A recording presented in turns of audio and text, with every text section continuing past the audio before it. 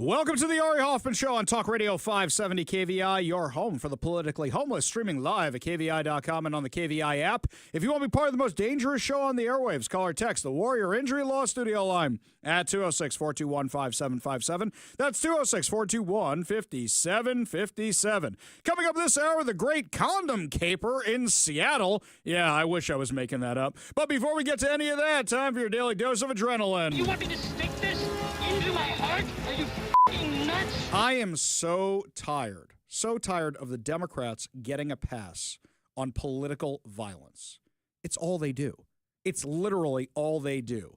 Again, yesterday in New Jersey, at this ICE facility in Newark, New Jersey, you had Democrat officials trying to get into this place and violently protesting. They did it last week as well.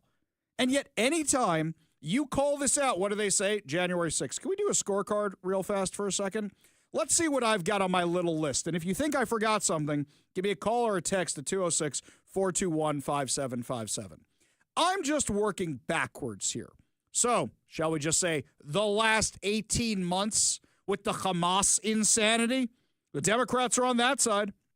Most of the time, they don't condemn any of that insanity that we've seen. Let's talk about what happened here at the University of Washington. Still, haven't heard anything from Bob Ferguson aside from what Chris Daniels confronted him on, and he gave this nothing burger statement. Same thing with the Attorney General. Democrats here, with the exception of Mari Levitt, and I want to give her full props for being the only one who calls it out, haven't said a word about over $1 million in damage to the University of Washington's engineering building. Then let's go back in time a little bit. So we have the autonomous zone. We have the summer of love. We have all the riots around here. We have the riots across America. We have the Ferguson insanity. How much of this do you need to know that this is not a bug? It is the feature. These fools think they're going to get more media attention by having their name blasted out there for whatever their behavior is, good or bad. They're thinking to themselves, well, there's no such thing as bad PR. And if I go out there, the base is going to think I am one of them. I'm in the streets, like Pramila Jayapal said. I'm from the streets. Yeah, no, you're really, really not. But they think this gives them bragging rights with the far left progressives. And anytime we bring it up, what do they always go with, Mike? January 6th. So one day for a few hours, a bunch of lunatics. And we've discussed January 6th in depth. But let me ask you this. Was there anybody who wasn't rounded up for January 6th? Okay. So now, what about all the people from the autonomous zone? How many of them are sitting in jail? Almost none. What about the riots of 2020? Almost none. In fact, we had a former vice president of the United States who was advocating for a bail fund to get them out. This is the Democrat Party. So yesterday saw protesters descend upon an ICE facility in Newark, New Jersey again, coming after Democratic lawmakers and the city's mayor breached the facility on Friday. Multiple ambulances attempted to enter the facility but were turned back. What a stunt. This is such a stunt. A Fox News reporter said the facility was concerned that people would rush through the gates if the ambulances were allowed to come through. Around 50 clergy members from Faith in New Jersey and Faith in Action gathered outside the facility on Monday, linking arms outside the Delaney Hall Detention Center's front gates, chanting and singing songs, and they said they would continue to block access to the facility until they were arrested. So let me make sure I got this right. You want to block access for the ambulances that are going to help the people you claim you are protesting for, and you think you're helping? I'm helping. That's what this is. That's really what this is. Let's hear what these rocket scientists were saying who were out there. Turn us around, we're going to keep on walking, keep on talking, marching out to freedom land. These are theater kids. I know a theater kid. I have seen a theater kid or two in my time as a theater kid. These are theater kids.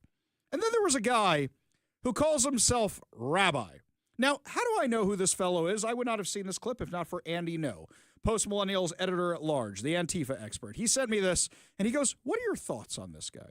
So I'm going to play for you the clip that I watched, and then I'm going to give you my thoughts. Give a listen. So I'm here as a rabbi because the Jewish people know a little something about what it's like to be deported. We have a history of being deported. Some people don't know that the word Hebrew can be translated as illegal, as trespasser, as border crosser. I'm sorry, what? Dude, did you ever take Hebrew before in your life? Let's do this for a second. Hebrew, Yehud, Yehudi, comes from the tribe of Judah. That's somebody's name. Okay, we'll go with your translation for a second. How about this? If the Jews had better borders in Israel, the first temple wouldn't have been destroyed by the Babylonians, and the second temple wouldn't have been destroyed by the Romans. Here's a better one for you. The Hanukkah story? I assume you know that one, right, Rabbi? I'm using the air quotes for that one. The Hanukkah story? The Assyrians invade Israel, and the Maccabees, I can't believe I just said the a cappella group. Maccabees push back their armies, push back the foreign invaders. That's, in fact, what a whole chunk of the Old Testament is about. Somebody invades Israel, we have to fight them off. Did you even read the good book or any of the books that came afterwards? Seriously, dude, this is what you're going with? But it's crazier than that. Who are these people the Democrats are advocating for? Who are these lunatics? So hang on a second. They're advocating for the illegal immigrant criminals, the ones who have committed horrible crimes. So this one here we have from Katie Daviscourt over at the Post Millennial. An illegal immigrant with a violent criminal history was arrested in Spokane, Washington, following a foot pursuit that resulted in the subject being tackled to the ground by a U.S. Border Patrol agent outside his home near Hayes Park. Martin R. Diaz Amezcua, 35 of Mexico, was captured by federal agents on April 29th after initial attempts to take him into custody in February were unsuccessful. He has been booked into the Kootenai County Jail in Idaho with a U.S. Marshal hold. The confrontation was captured on multiple home surveillance cameras. Diaz Amezcua can be seen exiting a vehicle and sprinting across his lawn before a Border Patrol agent caught up with him. He was chased, tackled to the ground, and apprehended following a brief struggle. His wife, Kendall Diaz, a U.S. citizen, first shared the video of the arrest on social media. Now, you know what happens when a video like this goes on social media. It goes uber viral and people go, police brutality. They're abusing illegal immigrants, right? That's what it is. So the arrest generated outrage on social media after his wife revealed that Diaz Amezcua was unlawfully brought into the country as a toddler by his parents. She added that he has been attempting to obtain legal status for almost a decade, which sparked further criticism of the Trump administration's immigration enforcement efforts. However, court records show that Diaz Amezcua was ordered to be removed from the United States following several criminal convictions that resulted in 2 jail stints. Why do they always pick the ones like this? Do you guys not have criminal record lookups? I do this at home on my computer. It's very, very easy. One search, you can know everything you need to know about these guys. And I assume as Congress members or mayors or whoever else, you got better sources on this than I do. On November 1st, 2007, just days after his 18th birthday, this guy was taken into custody on third-degree rape charges. He later pleaded guilty to a lesser charge of third-degree assault and was sentenced to a few months in jail. After the felony conviction, the judge ordered an order of removal. He filed a motion in January 2019 and was granted a temporary stay. However, a judge ruled to vacate the temporary order in November of that year, according to court records. In 2017, he was convicted of felony domestic violence after assaulting his ex-father-in-law. He arrived at his ex-wife's home, whom he divorced in 2015, and refused to leave. She called her father for help, which resulted in a physical confrontation that landed him back in jail. He's also, according to the U.S. District Court for the Eastern District of Washington, he's been charged with assault on a federal officer, which occurred during the April 29th arrest. You don't see everything in these videos. Let's take somebody my age for a minute. We don't automatically reach for the video camera. Usually a few things go by and then we say, oh, I need the camera. Pull out the camera right now. It's not our initial instinct. But even an influencer who's watching something happen, who has the phone attached to their hand at all times, they don't catch what initially triggered the thing. Kendall Diaz pointed to her husband's criminal history, that has prevented him from becoming a U.S. citizen, saying she has spent more than $100,000 in an effort to have him stay in the U.S.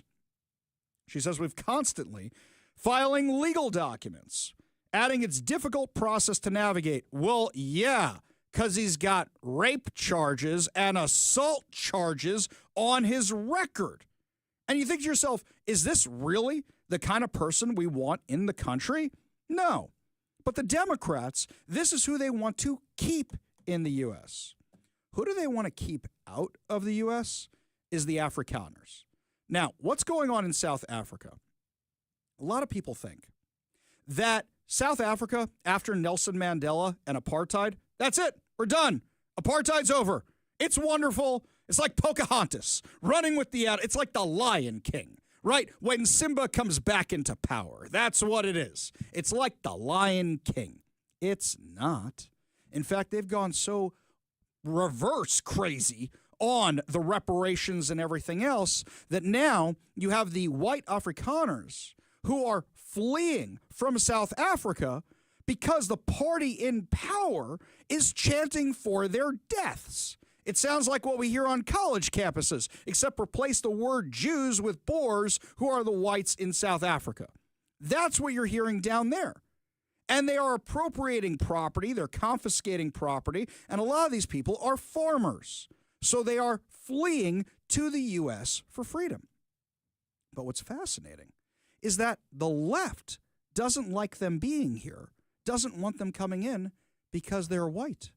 And they say, you have all the privilege in the world because of the color of your skin, which is bonkers, by the way. This is the direction they're going in.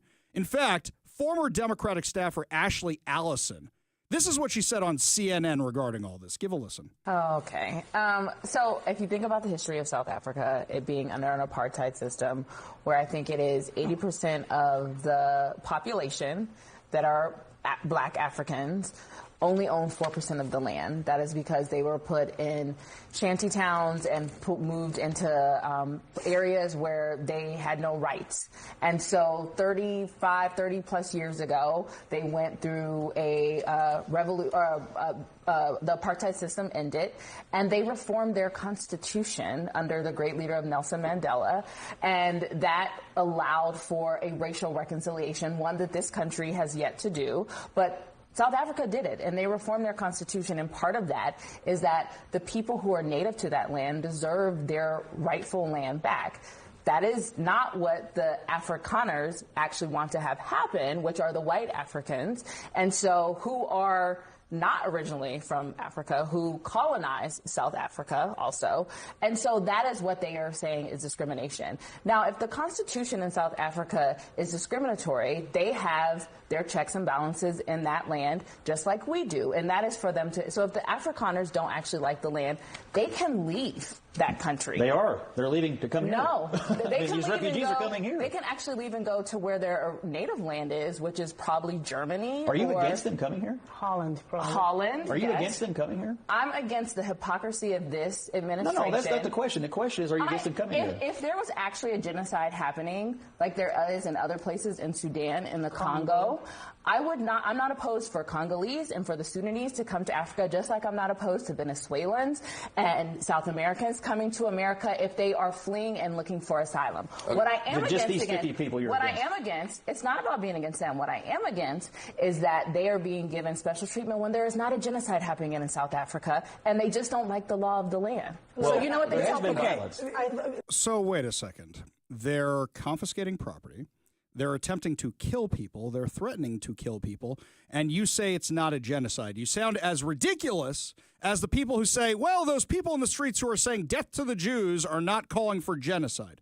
By the way, I've been fact-checked by a family member of mine who says the word Hebrew comes from Ivrim, Ever, wanderer, which is what this guy was referring to. Fair. Very fair. But regarding this, they're literally calling for the whites in the country to die, and those are the people in power. We have chance of it, but it's in a different language. You're not going to understand it. We have it. So tell me, we just don't want them because you said they can go back to Germany? Is that what I really heard from you out of this? That's what we're going with here. So you can come to this country to flee persecution. If you're a criminal who assaults people, who rapes people, you can come here. We want you because of the color of your skin, but not the white people. The biggest example of this hypocrisy is Sunny Hostin from The View. I'm telling you, we are keeping The View in business. We really are. Everybody in conservative media for playing these clips. This is what she said about Pope Leo when he was put into the papacy? I don't know the terminology. Papacy. Thank you very much, Mike. So when he was put in last week, here's what she said. Who are the Catholics here anyway? I know. Oh, two. Oh, you too. I am a lapsed Catholic, but I'm a Catholic. I'm a sinful one. You're a sinful Catholic. We might want to start with Sunny then. I'm a devout Catholic. Look, I always think it's exciting to watch the conclave and look for the black smoke and the white smoke and just the ceremony of it. You know, during these very trying times in our country, we certainly need spiritual leadership because of some of the things that we're experiencing. I'm a little concerned about this choice for the LGBTQ plus community. In 2012, he gave an address to bishops, and he lamented the popular culture fostered and sympathy for beliefs and practices that are at odds with the gospel, and that's a quote. And then he cited the homosexual lifestyle and alternative families comprised of same-sex partners and their adopted children. I think that Pope Francis certainly made great changes in terms of embracing the LGBTQ plus community and extending blessings to the community. And I hope that this Pope doesn't roll back. But I'm gonna give him come to that in his time. This guy's okay. So this is what she says last week. That's what she said last week. Doesn't like him because of the LGBTQ stuff. Here's what she says this week. Just listen to why and what she said. There's one other thing that's also very interesting to me because President Trump, as you remember, called Haiti a certain type of country. As it turns out, our new American Pope has Haitian and black roots. So we actually have a black Pope. Apparently, it's like chef's kiss for me. So apparently, both of his maternal grandparents are described as black, Haitian, or mulatto in several census documents. And on their marriage license, the grandfather's birth place is Haiti, listed as Haiti. Her birthplace is listed as born in New Orleans. They were identified as people of color. But in 1920, when they migrated to Chicago, the census reflected their race as white. So I'm loving everything about this Pope. I'm really enjoying it. I like, there's like this picture of him on Oh, enough. So you didn't like him before when you thought he was a white guy from America and you thought he was anti-LGBTQ. But now you assume that because he's sort of part of the intersectional coalition, you're going to like this guy? This is what the left does. They judge people based on the color of their skin rather than the content of their character. In fact, Donald Trump was calling out the media for not covering what's going on in South Africa. Because they're being killed, and we don't want to see people be killed. Now, South Africa leadership is coming to see me, I understand, sometime next week. And, we're supposed to have I guess a G20 meeting there or something. But we're having a G20 meeting. I don't know how we can go unless that situation's taken care of. But it's a genocide that's taking place that you people don't want to write about. But it's a terrible thing that's taking place. And farmers are being killed. They happen to be white. But whether they're white or black makes no difference to me. But white farmers are being brutally killed, and their land is being confiscated in South Africa. And the newspapers and the media, television media, doesn't even talk about it. If it were the other way around, they'd talk about it. That would be the only story they'd talk about. And I don't care who they are. I don't care about their race, their color. I don't care about their height, their weight. I don't care about anything. I just know that what's happening is terrible. I have people that live in South Africa. They say it's a terrible situation taking place. So we've essentially extended citizenship to those people to escape from that violence and come here. So What the Democrats don't like is the fact that they come here waving flags and excited about America. Who else do they do this with? The Cuban refugees. Cubans are fleeing communism. Cubans are fleeing socialism. They're fleeing all the things the Democrats fight for, so they don't want them coming here because which party are they going to align with? Now, a lot of people say, well, the Democrats want all these illegal immigrants to vote. I'm not disagreeing with that. But at the same time, every time we've checked, these criminals might be on the voter rolls. They're not voting. That is not their priority. Shouldn't we all, forget the politics, shouldn't we all be saying the illegal immigrant criminals should not be here in the country? And yet, you've got these Democrats going down to this facility in Newark, New Jersey, and trying to stop ambulances from going in to help them. They're assaulting federal agents on behalf of the illegal immigrants. Advocating for criminals is baked into the DNA of the Democrat Party. Rioting for criminals is baked into the DNA of the Democrat Party. Look what's happening with Hamas. Look what's happening with judges who refuse to give down the correct sentences. Look what happens with prosecutors who refuse to prosecute. Look what happens when they riot anytime they don't like anything. This is the Democrat Party. And a lot of you say, Ari, you got to stop calling them Democrats. They're leftists. No. When it's the congressmen going down there, and they're all no-name congressmen and mayors and everything else. We don't know who any of these people are because they're trying to make a name for themselves like Chris Van Hollen, who goes down to advocate for an MS-13 gang member, and now people know who he is. He succeeded. He doesn't care if the guy's a gang member. Now people know who Chris Van Hollen is, and they didn't know who he was a little while ago. So the riots play. The bad PR plays. And we are enforcing bad behavior, which is why they keep doing it. Why these kids keep rioting on college campuses, because they know they can get away with it. Why are they mad now? Because they're petulant children and can't believe they finally got punished after all this time, after more than 18 months at the University of Washington and Columbia and elsewhere. But the Democrats have a real problem, where they say, we are going to judge you by the color of your skin. And it doesn't matter if you're a rapist. And it doesn't matter if you assaulted people. And it doesn't matter if you killed children. And it doesn't matter if you're a murderer. It doesn't matter if you're a drug dealer. If the color of your skin fits into our intersectional lens, then we want you in this country. And we will advocate for you. And plus, we'll be able to raise our social media profiles doing it so people give us more donations. This is what the Democrat Party has become. And as I say to my friends on the Democrat Party all the time, you didn't leave the party. The party left you. And that doesn't mean you have to become a Republican. But at the same time, look at things through that lens and don't vote just for the D. We have an election coming up for mayor in Seattle. And I'm looking at the candidates, and I'm just... that's where I'm at. That is my reaction. Look at... Bruce Harrell's going to get a second term. Bruce Harrell is going to get a second term because I'm looking at these candidates right now. And we liked Rachel Savage. She's very good. She's a lot of fun.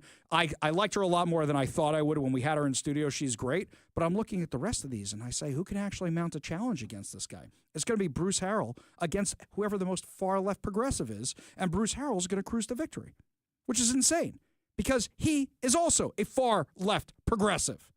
And that's what we're going to end up with here in Seattle.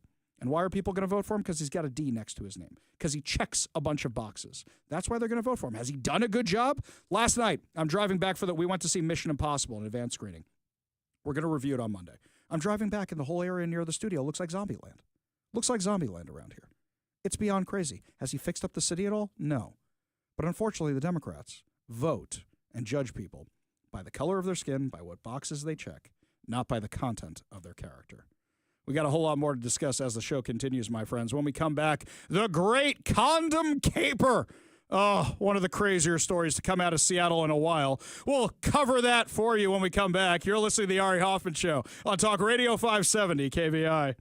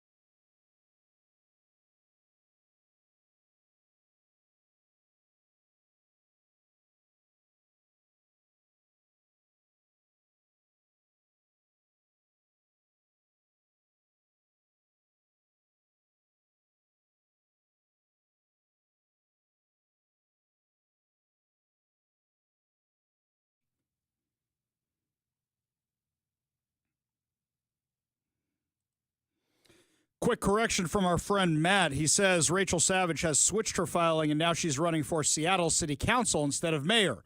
So what does that really mean? It's going to be Bruce Harrell versus what's her name, Katie Wilson or whatever, and that's going to be that. I forget the name of the progressive, but yeah, that's going to be the election. And then Bruce Harrell is mayor again. Congratulations, Seattle. Couldn't come up with one warm-blooded conservative or moderate to run in this race. Anybody? Well, there is this story here that's cracking us up. We're calling it the Great Condom Caper. Don't worry, this is kosher for your children. I promise. Mommy, what's that? Yeah, okay, we're not going to do that. But here we go. This is according to the Seattle Police blotter. Seattle police officers arrested 3 16-year-old boys for the armed robbery of a convenience store in North Seattle last night. At approximately 10 p.m., patrol officers responded to reports of an armed robbery on the 12200 block of Aurora Avenue North. Police determined one of the suspects stole several boxes of condoms from a mini-mart. As he ran from the store, one of his accomplices inside a getaway vehicle pointed a gun at the manager when he tried to intervene outside. Timeout. They didn't rob the register or anything like that. They stole the condoms? I got a question. Aren't those things in every single bathroom of every single Seattle public school? Can't you just get those things basically anywhere you want in Seattle? Walk into a Planned Parenthood. Here, rubbers for everybody. Take as many as you want. You really have to steal the condoms? Oh, wait. Gets way better. So they found the suspect's vehicle and attempted a felony traffic stop. The car sped away from law enforcement after intentionally reversing and ramming into a police vehicle. They quickly performed a pit maneuver, stopping the car. Officers arrested all 3 teens and transported them to the North Precinct for processing.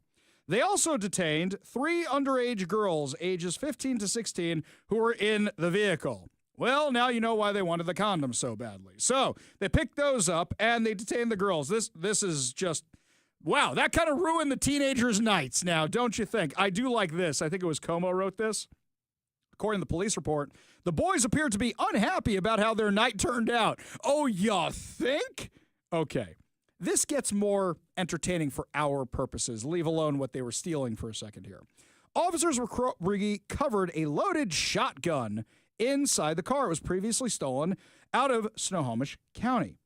So, wait a second. How did the teenagers get a shotgun? You're telling me that all those anti-gun laws didn't stop them from stealing a shotgun? Wait, gets better.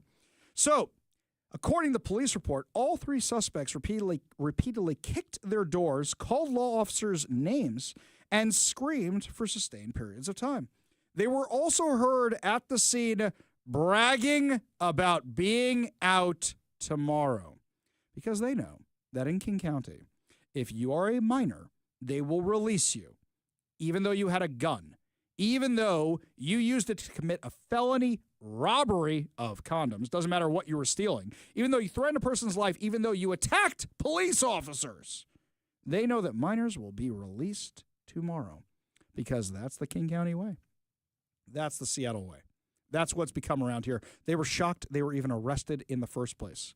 We're going to find out the car was stolen too, inevitably. That's likely what we'll find out also. Craziness. This is what you get with the lawless society the Democrats have created here in Seattle, Washington. When we come back, my friends, Donald Trump is on the road. He flew to Riyadh, talking to the Saudis. Are we going to see peace deals? Got some big wins coming out of the Trump administration and some funny memes. We'll give you the details when we come back. You're listening to the Ari Hoffman Show on Talk Radio 570 KVI.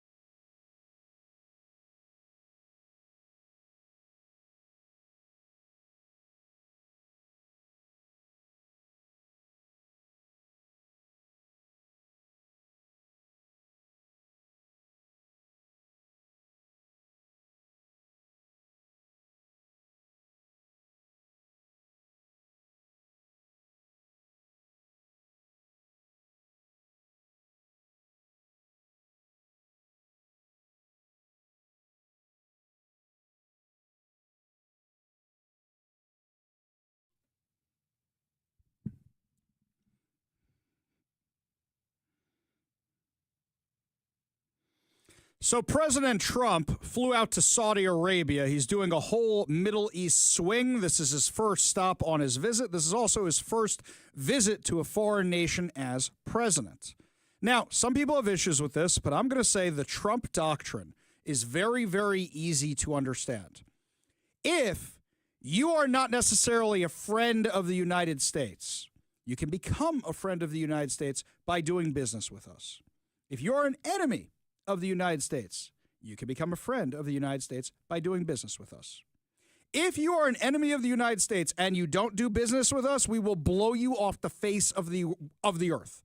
Now, that's for the enemies. Anybody else? Now the Trump doctrine is just, we'll tariff you. That's it. So you can do business with us, you can make some money, or you get blown up or tariffed. That's the Trump doctrine. It is that simple. It really is that simple. There's no ifs, ands, or buts about it. Once you see things through that prism, you understand this entire swing through the Middle East. Why do you start with Saudi Arabia? Saudi Arabia runs the Arab world. Now, something funny I found. One, Saudi Arabia, the Arab countries respect strength. They respect peace through strength. So when Joe Biden was meeting with Mohammed bin Salman, the guy who runs Saudi Arabia, he sent emissaries. He didn't send his own guys, and Joe Biden was pretty much disrespected because MBS didn't want to shake his hand.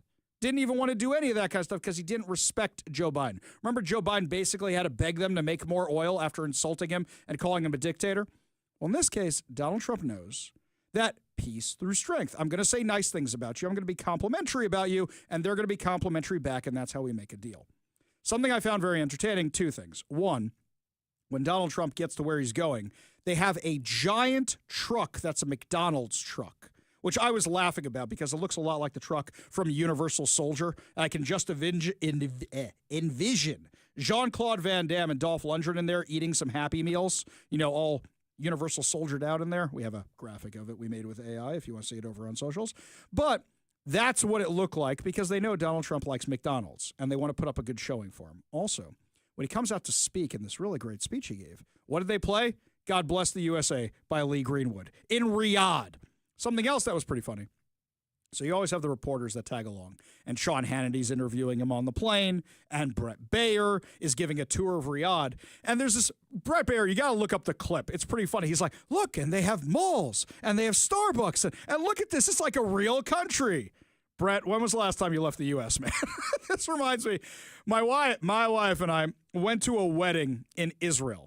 And I'm not going to say which company the parents of the bride worked for, but let's just say it's a big one here in Seattle. So, of course, they invite the people who they work with. And it was funny to me because we're sitting at the table with all these people. And they're explaining to us they didn't know what to expect. They hear war zone. They hear third world country. It's just like going to America, just with more guns. That's what it is. And I said, well, if you didn't know what to expect, why are you wearing tuxedos? Why didn't you pack to be in the desert or a war zone or something? And they go, that's a good point. Never really thought about it that way. I said, you've toured other places. You've been to Europe. And they go, well, yeah, but the PR of all this. I go, I understand. But it's really funny seeing Brett Baer giving this tour of, and look, they have malls, and look, they have shopping centers, and they have McDonald's, and they have Starbucks, and look at all this amazing stuff there. Always funny to me. What did Donald Trump do while he was there? $600 billion deal between the U.S. and Riyadh.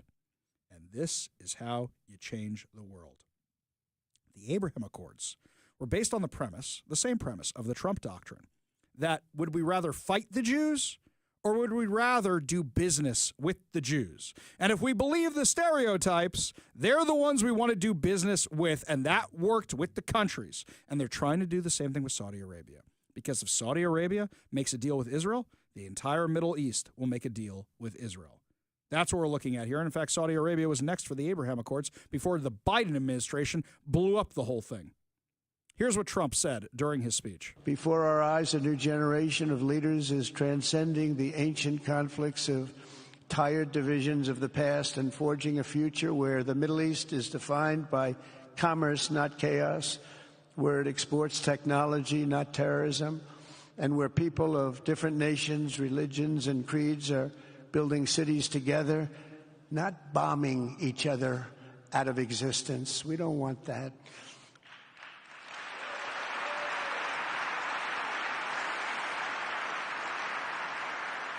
And it's crucial for the wider world to note this great transformation has not come from Western interventionists or flying people in beautiful planes giving you lectures on how to live and how to govern your own affairs. No, the gleaming marvels of Riyadh and Abu Dhabi were not created by the so-called nation builders, neocons, or liberal nonprofits like those who spent trillions and trillions of dollars failing to develop Kabul, Baghdad, so many other cities. Instead, the birth of a modern Middle East has been brought by the people of the region themselves, the people that are right here, the people that have lived here all their lives, developing your own sovereign countries, pursuing your own unique visions and charting your own destinies in your own way. It's really incredible what you've done.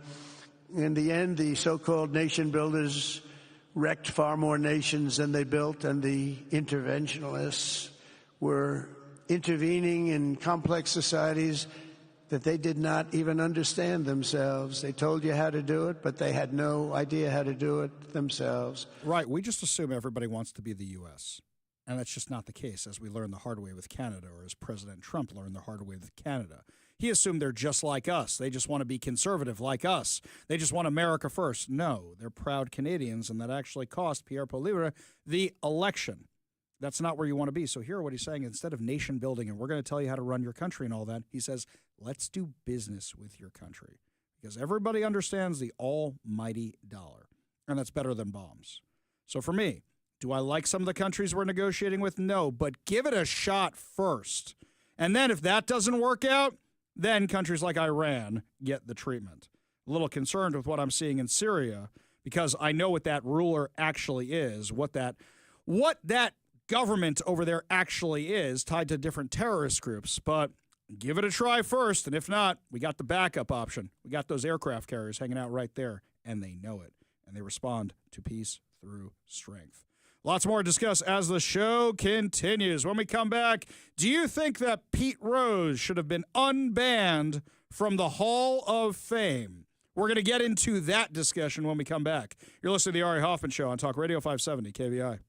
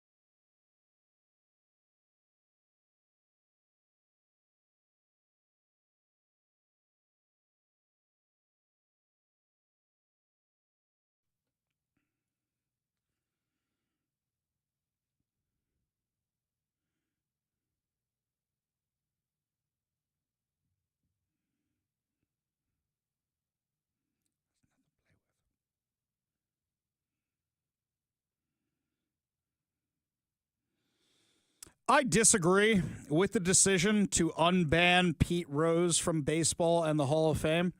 Some of you may disagree with me. I want discussion on this. I want disagreement. Give me a call or a text at 206-421-5757. That's 206-421-5757. Remember that the biggest scandal in baseball before the Pete Rose one about betting on baseball. Now, mind you, he was betting on his own team that they would win. He wasn't throwing games or anything. But was the Chicago Black Sox, as they were called, the White Sox, in 1919, when Shoeless Joe Jackson and his teammates on the White Sox got banned for throwing the World Series. Now, Shoeless Joe Jackson, I think it was unfair to rope him in with everybody else. I think you should have just looked at their stats. When you have Shoeless Joe Jackson getting 12 hits during the series and having a great set of statistics on the season and the series and everything else, I don't know why that guy was banned. That's a thing where you're just guilty by association, I guess. Pete Rose actually did it. Now, there's two ways you can handle this in baseball. You can ban a guy like baseball did with Pete Rose or Shoeless Joe Jackson or anybody else from the White Sox. Or you can do what the writers did. The writers, the sports writers, are the ones who vote people in or out of the Hall of Fame. So, for example, they have not voted in anybody from the steroids era. Nobody whose steroid accusations even touch them gets into the Hall of Fame. People were kind of surprised that Mike Piazza from the New York Mets and the Los Angeles Dodgers made it into the Hall of Fame because he's from that era, but there were never allegations of steroid use against him.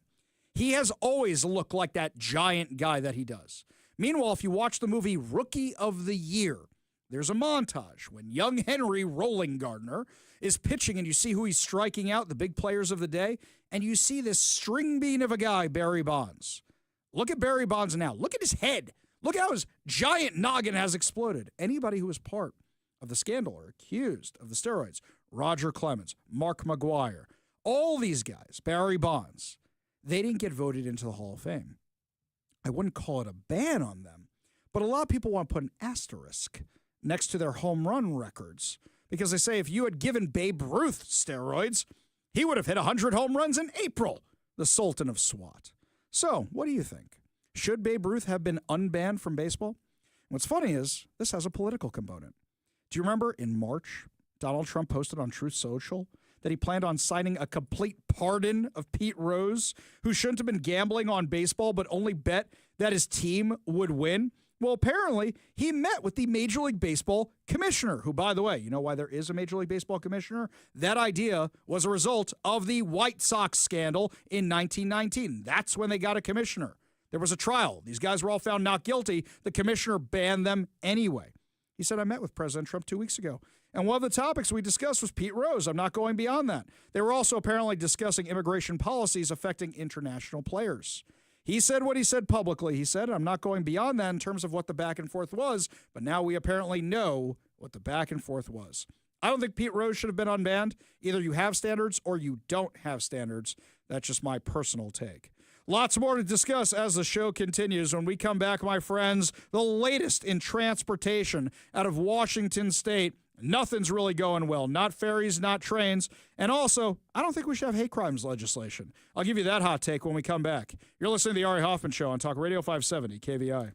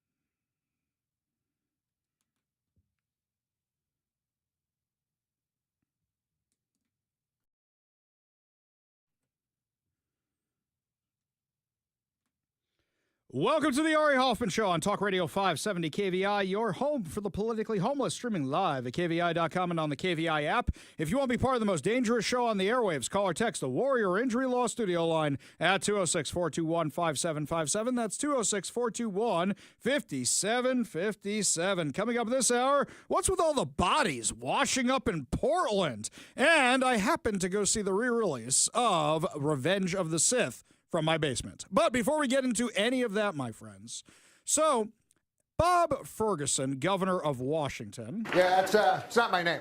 All right, Turd Ferguson has been signing all the bills from this legislative session. He's saving a lot of the hot button ones for later. We know he already signed rent control and some other dumb ones, but it looks like he's still working on the budget. I thought all the news media outlets were saying he was going to sign it last week. That hasn't seemed to be the case. But he's signing some bills, and they're not all terrible. There are some actual good ones here. So a lot of people are getting mad about this one. The one which installs limiting devices for habitual speeders.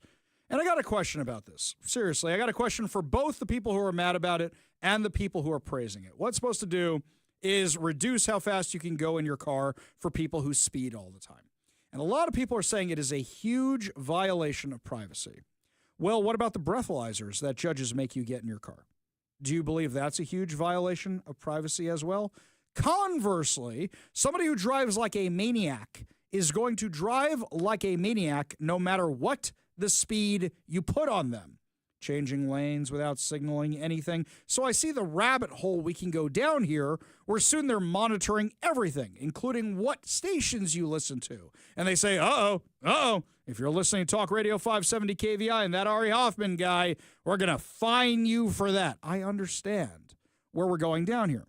But also at the same time, I don't think this is going to do anything to help you achieve Vision Zero, which is nobody getting hit by cars anymore. You know what makes people less inclined to speed? When they think there are police on the roads. So maybe if you guys hadn't defunded the police, maybe that would fix something. Here's something else.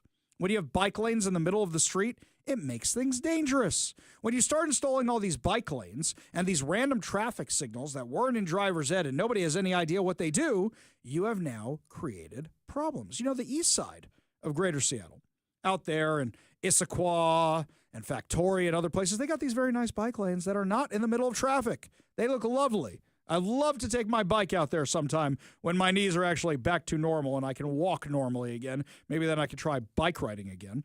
But they look lovely. Instead of being in the middle of traffic, like in Seattle, and these bike lanes to nowhere, yeah, if only the east side realized that Sound Transit is a more expensive version of these bike lanes to nowhere. So you've got these trains that nobody's riding on the east side.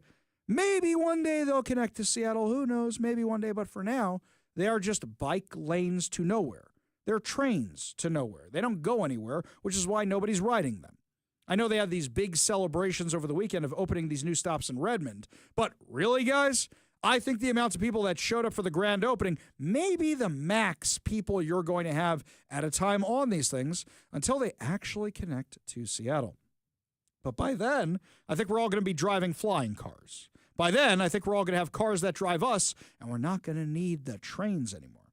However, there were some bills I didn't have a problem with. So, for example, we have this one here, House Bill 1491. House Bill 1491 I don't have an issue with because what it does is it says we're going to upzone housing around light rail stations.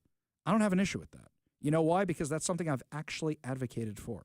Rather than turning all single family into now multifamily or whatever other zoning or commercial, whatever case, mixed use, rather than doing that and destroying residential neighborhoods and single family housing, if you do it along the light rail lines, then people might actually use the light rail.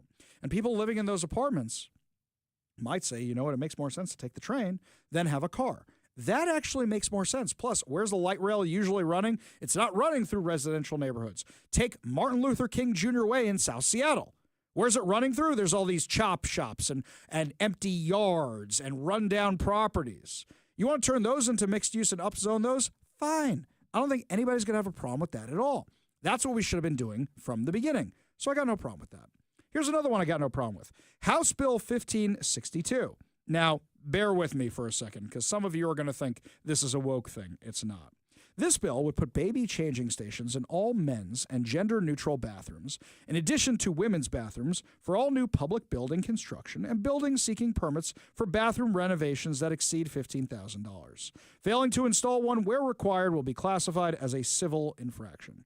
Now, I say this as a dad who has taken his daughter to baseball games before and desperately needed somewhere to take care of her business when I have to bring her into the bathroom. Forget my daughter for a second. My sons brought them to games all the time, and this was an ongoing problem. So, yes, I have no problem with this whatsoever. No, Hoffman has not gone woke. This is just something that makes sense. So you know what? Give credit to Bob Ferguson where credit is deserved. He signed this one. He's not the one who came up with it, but it makes good sense. I got no problem with that whatsoever. The downside of having changing stations in all these restrooms is they inevitably become health hazards. Not just because of what's in the kid's diaper, but also because of what drug addicts do with the baby changing stations. That's normally where you find the drug paraphernalia. If you come in, always check that sucker out before you put any kid bare-bottomed on them. Just something practical to think about. We go to the Warrior Injury Law Studio line, take a call from Joseph in Everett. Joseph, what's going on? Hey, Ari, how you doing? I'm doing good. How are you, sir? I'm fine. Hey, in reference to Pete Rose's ban, I believe that he should be unbanned. Tell me why. Well, how long was the ban for? I don't recall offhand. Wasn't it only a couple of years or something of that nature? No, his ban was for life. It was for life. That's what I thought. Yeah, okay. Continue. He's dead. The ban is dead. So now that he's dead, he can go in. In fact, that was Manfred's excuse as well. Manfred said now that he's dead, we can unban him and put him in the Hall of Fame. Do you think that sets a bad precedent, though? No, he paid his penalty. I mean, it's like anyone who does a crime. Your crime is you've been penalized for your crime. You've paid it until you're dead. You're now your crime's paid. You know, I'm looking at the text line right now, and it seems like a lot of people agree with you for this reason. They say if you paid your debt, which is a fair statement, I agree with that. I just worry about the precedent it sets, especially because I hold baseball players to a different standard. This is me personally. So, Joseph, I'm a Mets fan. And the reason the Mets won the 1986 World Series, could be worse, could be a Mariners fan. The reason the Mets won the 1986 World Series is a book called The Bad Guys Won, talking about how many drugs they were on, speaking of drug use on the changing tables, right? And there was lots of cocaine and that kind of stuff. And my father, still to this day, will not forgive Darryl Strawberry or Dwight Gooden for going to jail and becoming drug addicts and all the stuff that broke a little kid's heart that he had to explain it to his kids. I was actually very fortunate that my kids had role models who were actually pretty clean, wholesome players. And that worked out pretty well for my kids. And unfortunately, from time to time, I had to explain to them about other teams' players, why they couldn't play anymore or what was going on with them. So this is my own personal thing where I hold them to a higher standard. But unfortunately, that standard doesn't really apply to sports stars, celebrities, any of that kind of stuff. You hear where I'm coming from? Well, I understand where you're coming from, but my point still stands. That he paid. He was penalized. Mm-hmm. He paid the price. Mm-hmm. Let's move on. You know, that's fair. And also, didn't Shohei Ohtani have something to do with gambling and they couldn't afford to lose him? Something like that, yeah. Yeah, so you know what, Joseph, you raised some great points. I'm not even going to disagree with you. I will give you full points for that, and thank you for bringing it to my attention. Do appreciate it. Thank you for being part of the show. You want to be part of the show and weigh in on this, you give us a call or a text at 206-421-5757. That's 206-421-5757. Now, not all the bills that Bob Ferguson signed are actually good. Let me give you an example. This one here was pushed by the King County prosecutors. And some of you are going to think you're listening to the wrong radio station when I lay out my case for this. This is House Bill 1052, which will increase accountability in hate crime cases. Wait a second. Hoffman, he's the law and order guy. Wait a second. Ari, he's that guy who really hates the Hamasniks and what happened at UW. Of course he'd be in favor of hate crimes. Yeah, there's one little teensy tiny problem. Is that oftentimes when they're prosecuting hate crimes or deciding whether or not to prosecute hate crimes, you have this issue where if they can't prove the intent behind the hate crimes, they drop all the crimes. Vandalism is vandalism. Whether you graffitied a phallic symbol or whether you graffitied a swastika. It's still vandalism. But unfortunately, we spend so much time deciding what their intention, what their motivation was, because in a case you have to prove intent. That's our justice system, that if they can't prove the hate crime, oftentimes they drop the case. Let me give you a practical example. So Mercer Island High School, or was it Mercer Island Middle School? Islander Middle School. Islander Middle School was vandalized a couple months ago by some dumb kids. And it was anti-Semitic graffiti. But at the same time, it wasn't only anti-Semitic graffiti. They also drew a few phallic symbols and things that teenage boys do. So, is that a hate crime? Well, you would say, yes, it's a hate crime. They drew swastikas, and they said Nazi, and they said Heil this and Heil that. Technically, that would be a hate crime, but you can't prove intent behind the hate crime because what's right next to it? The phallic symbol.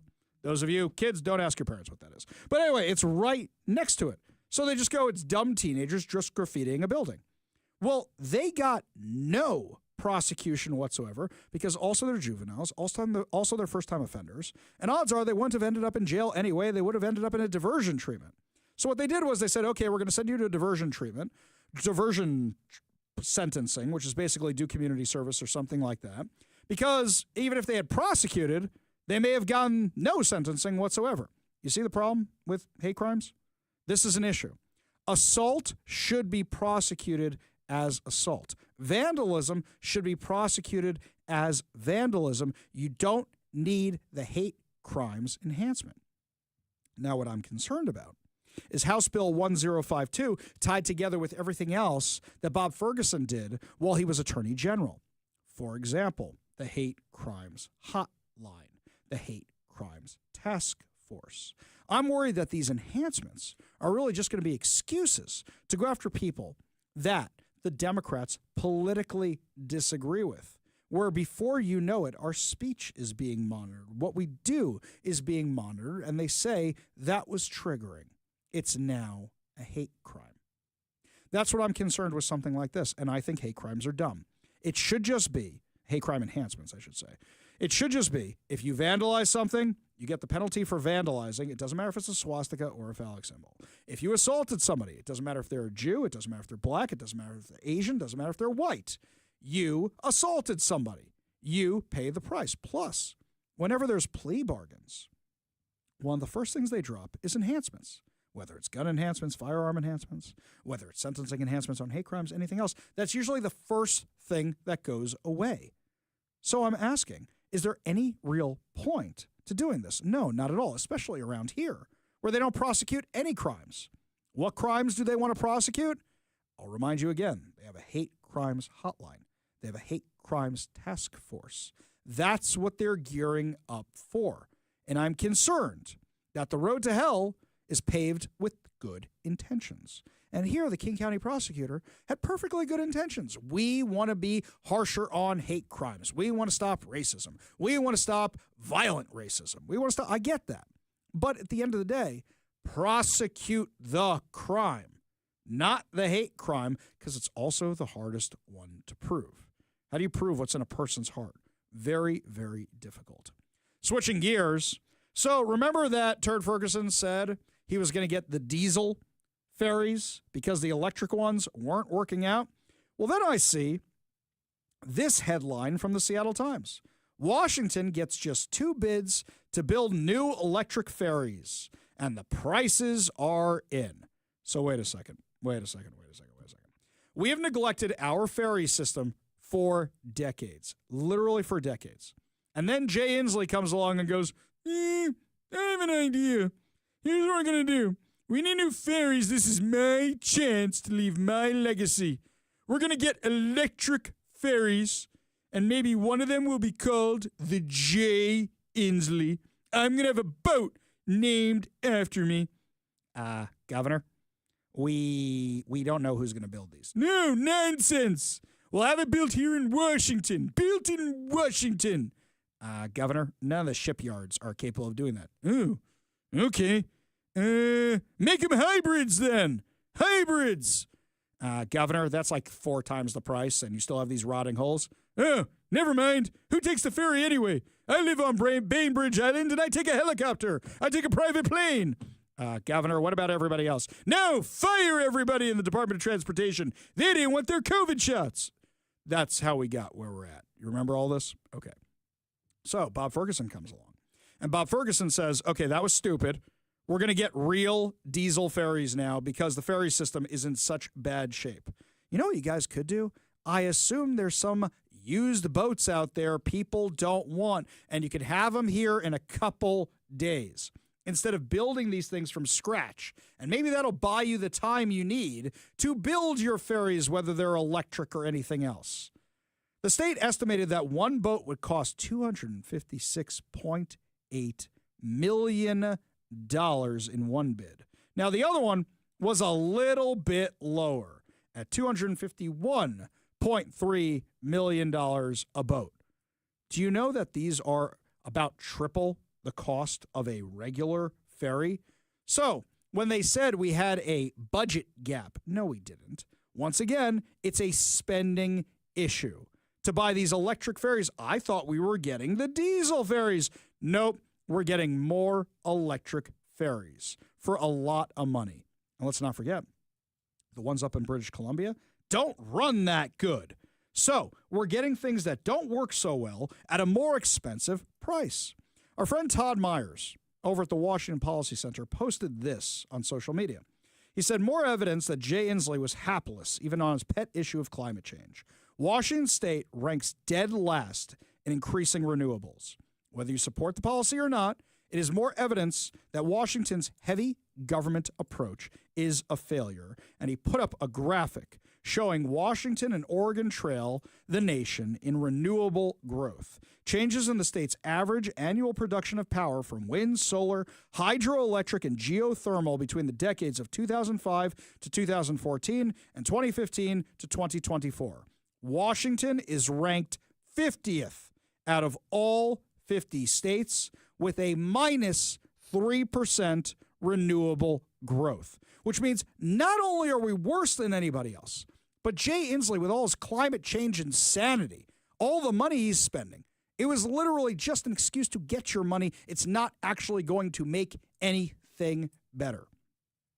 I don't believe in funny math. Yeah, I'm looking at the math right now. Jay Inslee, literally everything he did was a failure. Everything he did was make the state worse. And who was his partner in crime?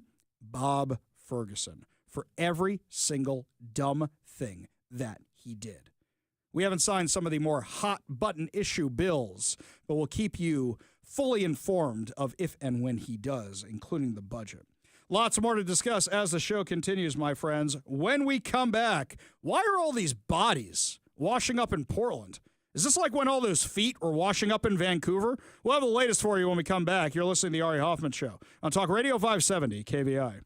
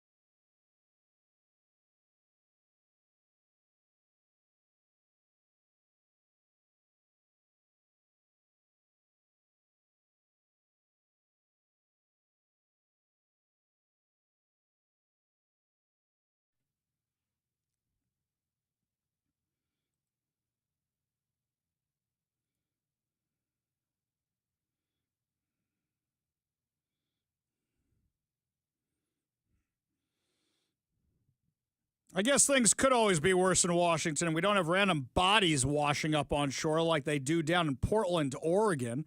So, according to KPTV, a total of 10 bodies have been found in the rivers in Portland, Oregon since mid-April, 2 of which were found in May alone. The 10th body was found by authorities on Saturday on the Willamette River and was recovered at Portland's Cathedral Park. The identity of the person and the cause of death has yet to be released. Apparently, this is normal for this time of year of what's going on with that river. Portland's a weird place. Earlier in May, after the discovery of the 8th body, the Multnomah County Sheriff's Office sent a press release that the number of bodies recovered in a short time frame is not unusual, though it's tragic. Not unusual.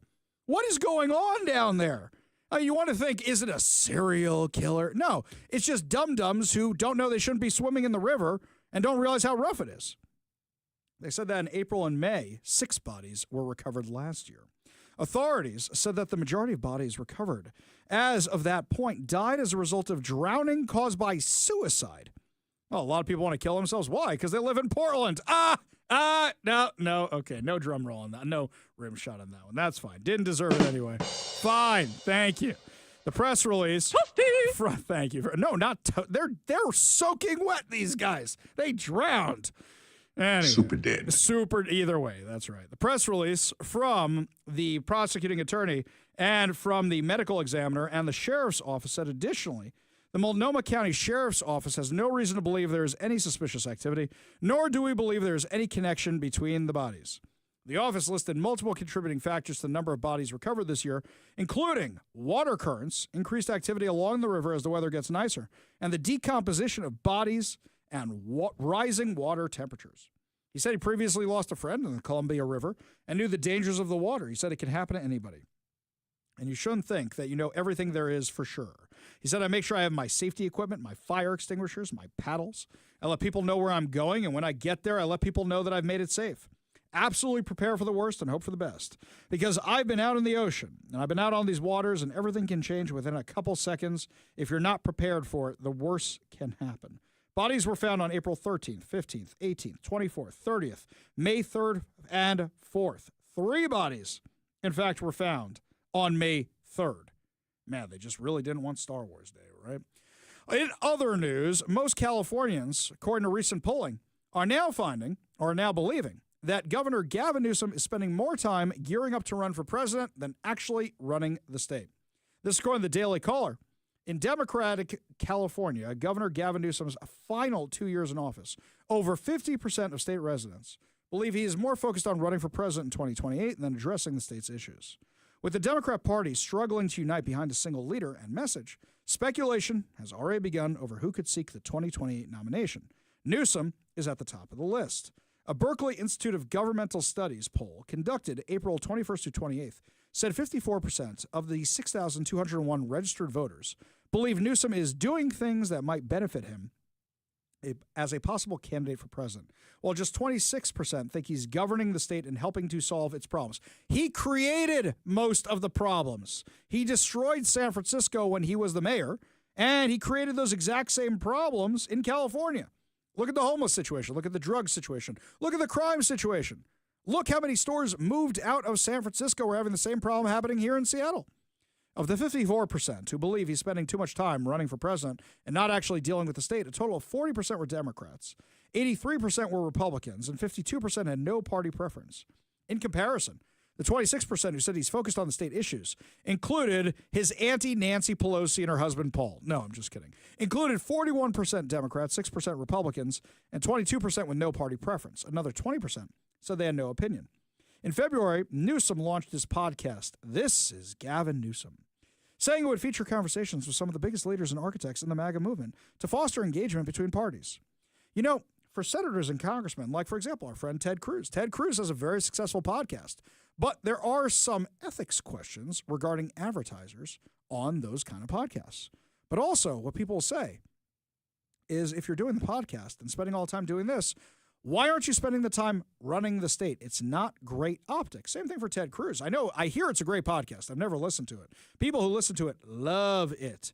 And we have to hold our friends to the same standards we hold people like Gavin Newsom.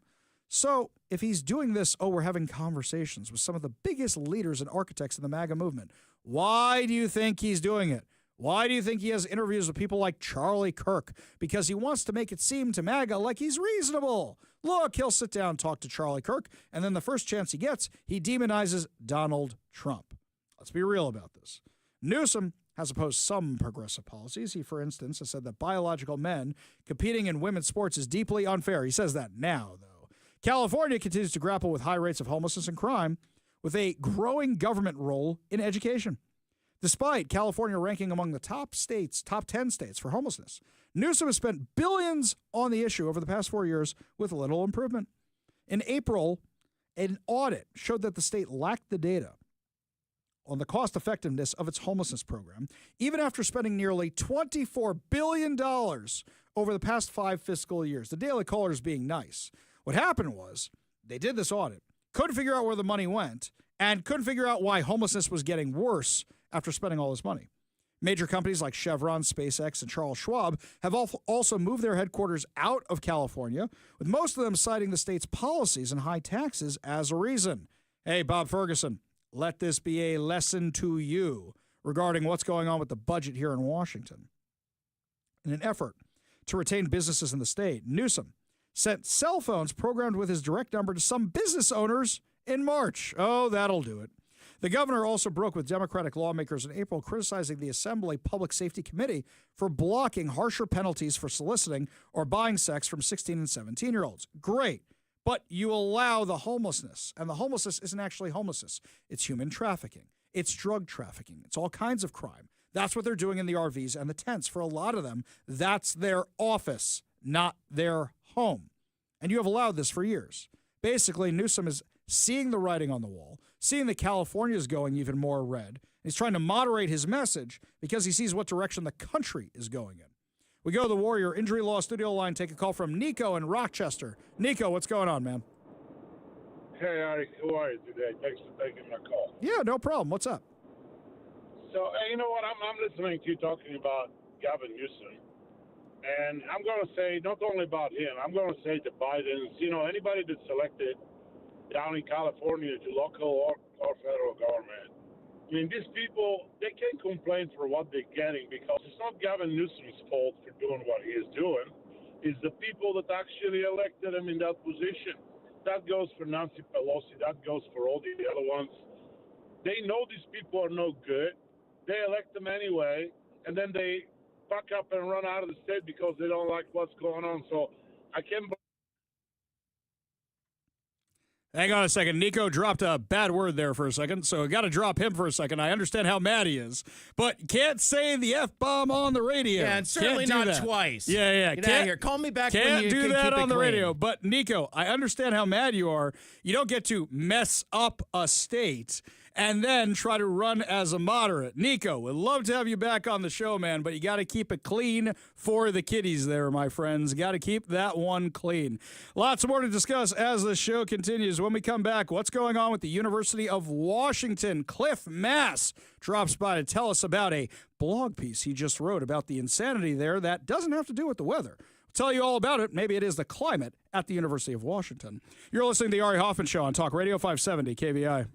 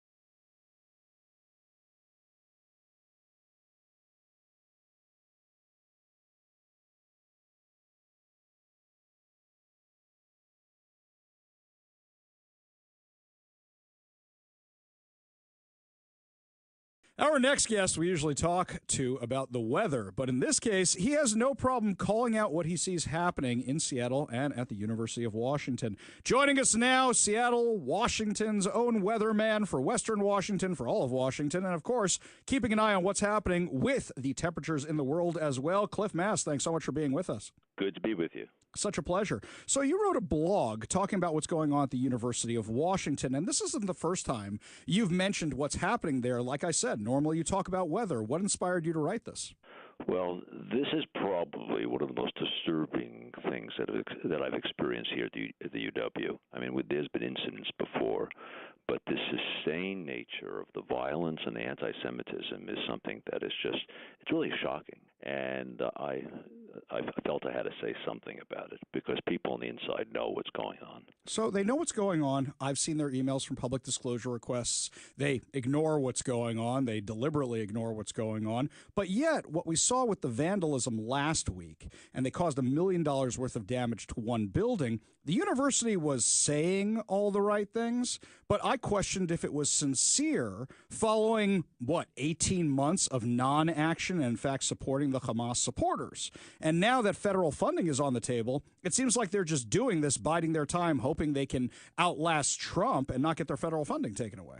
Well, that might be true, but, just for their own self-interest, by allowing this to go on now for almost 2 years, they've encouraged these radical, violent folks to attack, that building. They've marked up the campus. They even marked up and did a lot of damage to the home of the president of the University of Washington.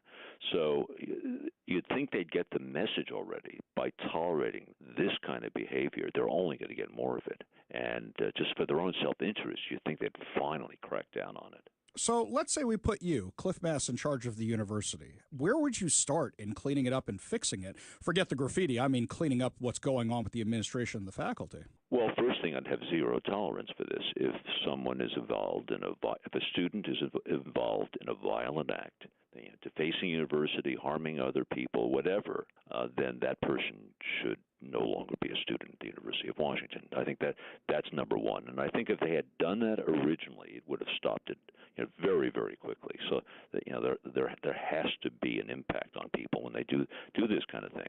The other thing is they should not allow masks on campus outside. They've tolerated people going on anonymously doing these things, and there's no reason that they should allow the masks outside. Other universities like the California system have forbade it. They also have to stop.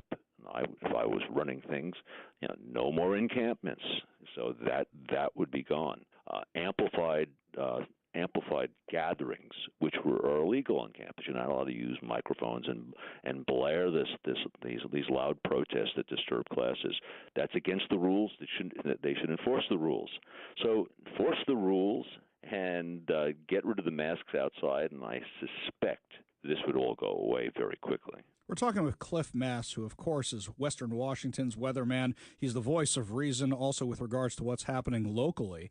And they got a new president coming in. Does that mean there's going to be significant changes? Because it's usually my experience, whether you get a new CEO, whether you get a new president, whether you get a new anything, if all this is still there built into the system, it's not going to change that much. I think you're probably right. I mean, there's a huge bureaucracy here at the university, and I underline huge. And they're all going to be here. And so I suspect the new president, unless that individual is very energetic, it's all going to continue in the same way. The big thing that can change everything is what the Trump administration does. If they start penalizing the UW like they've done with Columbia and some other schools, then things might change because money talks around here. We get a huge amount of federal grants, and if that was threatened, I suspect there would be action. Yeah, because I look at what's happening, and I hear from a lot of UW alumni, and you teach at UW, and I didn't go to UW, and I didn't grow up around here, and people are just kind of sad about how far it's fallen, and they want to talk about it the way they used to talk about it, but they're not sure if it can actually come back. Do you think that's even possible with everything going on campus? Well, I think it's possible, but there's been an underlying politicization of the university, and that's there, for everything. I mean, there's a huge DEI bureaucracy that's pushing a certain thought process. And so, unless that changes, things are going to be very slow to alter. Cliff, just before we let you go, if I decide to set up an encampment on campus and it was just American flags and Trump flags, what do you think would happen to me? Well, that's a good question. I suspect it would not be allowed. But in fact, what partially answers your question, when there was a group of people that came on campus with the American flags, and this was in support of Israel. There was a local church called the Pursuit Church, and they came on campus. And while the encampment was going on, the UW actually put barriers around to protect the illegal encampment, and had UW police there to protect them. So perhaps it'll give you an idea of how the university would react. I was there for that particular protest. I remember the absurdity of looking at the police protecting the Gaza encampment against, the people from the church-going people with the American flags. That was crazy. That's right. So we've already seen American flags on campus, and we saw how the university reacted. Yeah, sad state of affairs. Cliff Mass, make sure to subscribe to his podcast, Weather with Cliff. Thank you so much for joining us today, and thank you so much for being a lone voice of sanity in an insane institution. Thank you so much. Always a pleasure. We got a whole lot more to discuss as the show continues. You're listening to the Ari Hoffman Show on Talk Radio 570 KVI.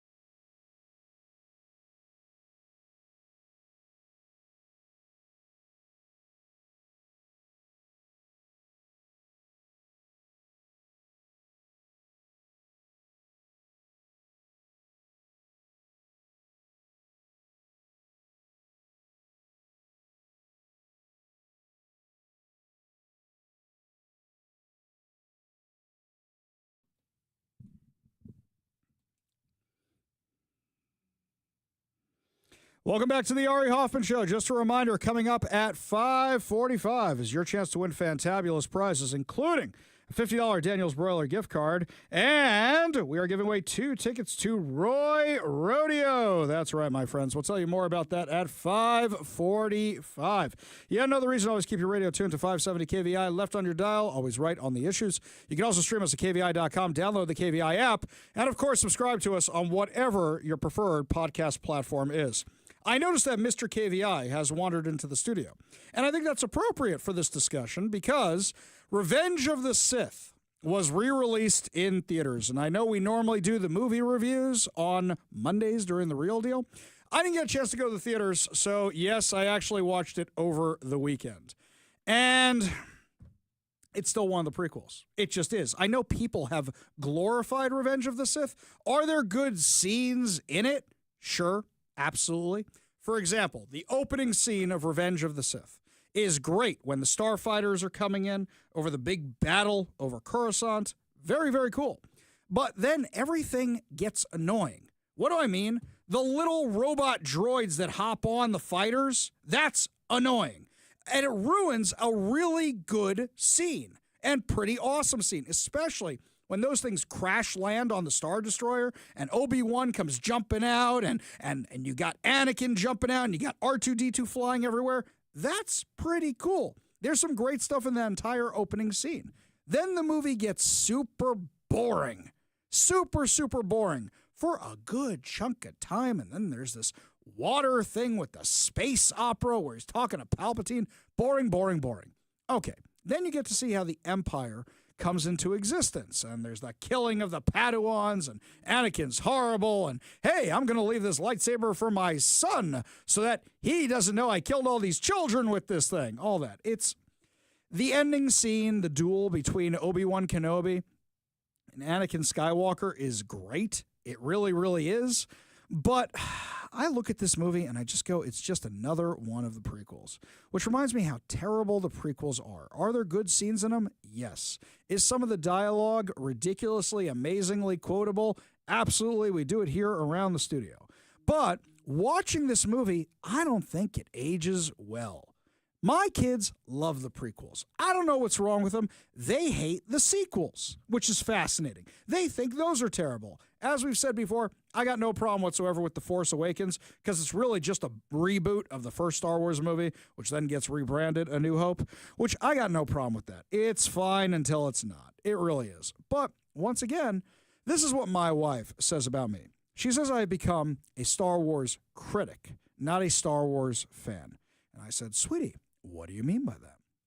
And she says, well, you hate more of the Star Wars movies than you actually like. And I said, that's fair, but why couldn't they have made them like the original ones? So why did we like The Force Awakens? This is just my own 2 cents. And I see it as a return to a galaxy far, far away where everything's dingy and dusty and dirty and practical effects more than CGI and the guys in the little fighters and all that kind of stuff was great. I liked all that. Unfortunately, Ruin Johnson comes along and destroys everything that J.J. Abrams put out for him in The Force Awakens with The Last Jedi, which is just terrible. It's just awful. It's a terrible movie. And Mike and I have discussed how you could have possibly saved that movie. Maybe, sort of. Killed off Finn, killed off Rose. There's a lot of garbage in that movie. There are some fun scenes, but a lot of garbage in that movie. And then you get to The Rise of Skywalker, which is just cleaning up Ruin Johnson's mess. That movie is not redeemable on any level. Even Lando showing up cannot redeem that movie. Why is the Emperor back? Why? Anybody give me a good reason why? Oh, Ari, you have to read the books. Now, I'm making fun of people who read the books because I read the stupid books, the ones that apparently are not canon anymore. And it's terrible. He's a clone or something. It's terrible. Why do we like The Mandalorian? Because bounty hunters are awesome. It's a throwback to the original. You're in a galaxy far, far away on dusty planets, and there's occasionally a cameo. The amazing thing about The Mandalorian is it makes us like cameos from the prequels. Oh, it's a Naboo starfighter. Oh, isn't that amazing? Isn't that incredible? Fantastic. Yeah, it's amazing that it managed to do that. But overall, there are more Star Wars things that I don't like. And this is what I'm concerned with, for example, Amazon buying the James Bond franchise. What Amazon might do, it's not that it's going to make it woke. It's not that it's going to be Jamie Bond or something like that. It's that they'll oversaturate it with this kind of garbage. Take John Wick for a minute. So John Wick has a new movie coming out. I think it's called Ballerina, where it's with Ana de Armas, who was awesome in that most recent James Bond movie. She's one of the few bright spots. Movie looks interesting, but how many spinoffs are we going to have? Do we have a spinoff of The Continental? We got a TV show about that. How many more things are we going to do to try to get another bite of that billion-dollar franchise? So Star Wars at this point, I haven't seen the second season of Andor yet. Mike, you enjoying the second season of Andor? I haven't had a chance to check that out yet. I've heard good things, though. I'm 2 episodes in, and it's fine. It's fine? It's fine. You really liked that first season, I though, do. didn't you? Yeah, okay. yeah. Is it just because it's more of the same and it's nothing different? It's slow. Slow. Okay. That's kind of how I felt about the first season. But okay.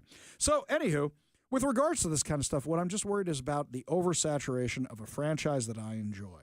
Why am I discussing all this stuff today? Hey, you guys disagree with me, you agree with me, you give us a call or a text at 206-421-5757. That's 206-421-5757. It's very hard to catch lightning in a bottle twice. And it's amazing that they managed to do it for the entire first 3 movies.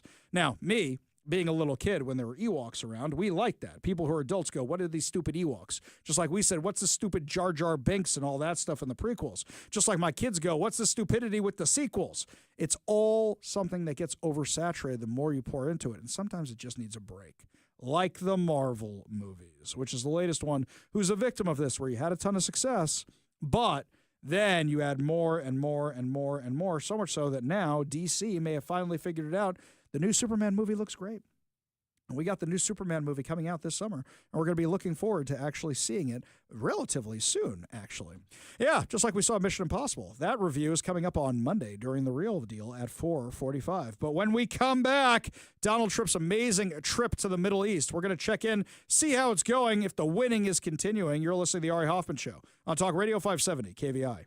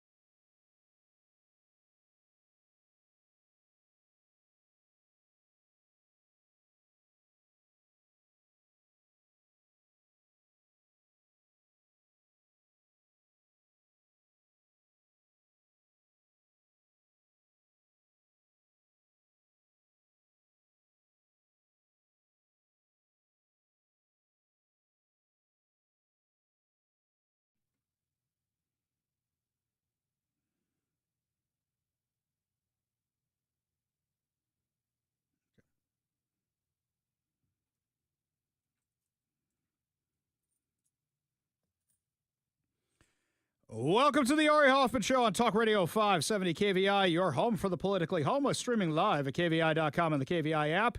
If you want to be part of the most dangerous show on the airwaves, call or text the Warrior Injury Law Studio line at 206-421-5757.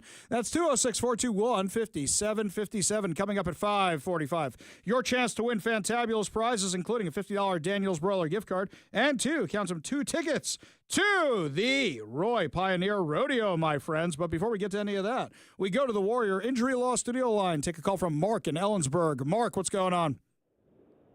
Ari, you didn't quite tell the whole story on confiscation of the farms in South Africa. What I miss? It's worse than what you said. After they take those farms away from the people and run them out, then they pilfered all the equipment and tools. They go in the homes, the farmhouses, and even steal the doorknobs and the faucets. And they're too lazy to work and don't have the knowledge to run the farm, so the farms are going fallow.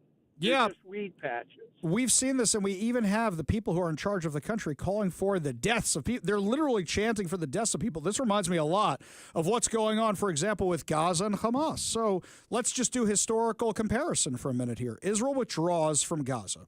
And what happens is they left behind these giant greenhouses for the Palestinians.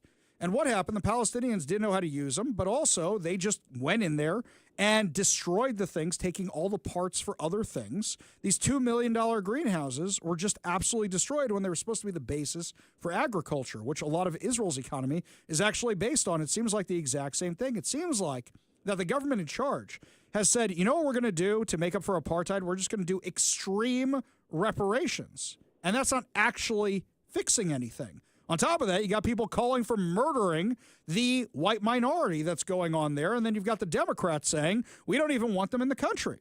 I mean, yesterday we had a caller who said, Ari, don't call it reverse racism. It's just racism. Yeah, 100% correct. It is flat out racism. Mark, appreciate the call. Appreciate the information. You want to be part of the show? Give us a call or a text at 206-421-5757. That's 206-421-5757. In fact, people got really strong feelings on all this. We got a lot of texts and calls during the first segment when we did this because the Democrats' double standard cannot be more obvious. We go back to the Warrior Injury Law Studio line. Take a call from our friend Stilgar in Woodinville. Stilgar, what's going on, man? Oh, well, you're talking Star Wars. You're kind of right up my alley, although I refuse to get Disney Plus, so I have not seen any of the TV shows. But the first three, or I should say 4, 5, and 6, yeah, of course, were pretty awesome. Yeah. And then of everything made since then, I think the only thing worth watching is Rogue One. Yeah, I like the Rogue One. I like the Rogue One a lot, especially the last 20 minutes, which are amazing. Yeah. Yeah, no, they stuff like bombing in space. Yeah. What is with that? Yeah, that was really stupid. One of the most ridiculous things I think I've ever seen. Yeah, but, the giant space bombers, especially because they have the TIE bombers, which you see in The Empire Strikes Back. My God, my inner nerd is really coming out right now. We already have these things that make a little bit more sense. But yeah, there's so much stupid in those sequels. And it started off not bad. It really started off not bad. Yeah, one of the downsides of Star Wars Land is that it's based on the sequels, and it's kind of awesome. So better rides than they are actual movies. Do appreciate the call, Stilgar. Do appreciate you being part of the show. And it's worth getting Disney Plus on a free subscription for a month just to watch The Mandalorian. That's my advice to you, my friend. You want to be part of the show, you give us a call or text at 206-421-5757. That's 206-421-5757. 5757. A lot of people are concerned about the bills that Bob Ferguson's going to be signing, by the way. And in fact, we got people noting on the text line that if he doesn't sign them, they sometimes, actually they all the time, just become law themselves. So Bob Ferguson, in order to remain liked, may do a pocket signing, as it is here in Washington, where if he doesn't sign them, they just become law. Like, for example, gutting the Parental Bill of Rights. It wouldn't surprise me if a coward like Bob Ferguson went ahead and did something like that so he could say, I didn't sign it. They did it, but I didn't sign it, because he knows how unpopular doing something like that could be. Switching gears for a minute here. No matter how much you hate the media, you don't hate them enough. Let me give you an example. You might remember this story. Do you remember that reporters/journalists, and I'm using air quotes when I say reporters and journalists, who are working for the AP, the New York Times, CNN, and Reuters were actually involved in the October 7th attacks? Well, Hassan Asleh, who's a Gaza-based journalist who's accused of direct involvement in Hamas's October 7th massacre in southern Israel, was killed in an Israeli Defense Forces airstrike in Khan Yunis, according to the Jerusalem Post. He's a freelance photojournalist who previously contributed to international news agencies, including the AP and CNN. He was reportedly injured in a prior airstrike and was recovering at the time of the attack. Israeli intelligence and military sources confirmed that Asleh was targeted due to his role as an operative in Hamas's Khan Yunis brigade. Those are the baddies. The IDF, along with the Israeli security agency, said Asleh operated under the guise of a journalist and had crossed into Israeli territory during the October 7th massacre, participating in acts of violence while documenting them for propaganda purposes. He drew global attention after live streaming himself on October 7th from inside Israeli territory, where he was seen documenting the burning of an Israeli tank and the infiltration of Kibbutz Kfar Aza, both scenes of brutality during the Hamas-led massacre. He posted photos of himself next to Israeli military equipment and tweeted, "Live from the towns of the Gaza Strip," implying active participation in the attacks rather than detached reporting. According to Israeli sources, Asleh did not wear any journalistic insignia, such as a press vest or helmet, while covering the events. In one of the live stream videos from the October 7th massacre, he was spotted holding a grenade on the back of a motorcycle being driven by a terrorist back to Gaza from Israel. Yeah. Really, I know a lot of journalists who carry grenades, right? I definitely saw that in that Civil War movie, all them journalists carrying grenades, right?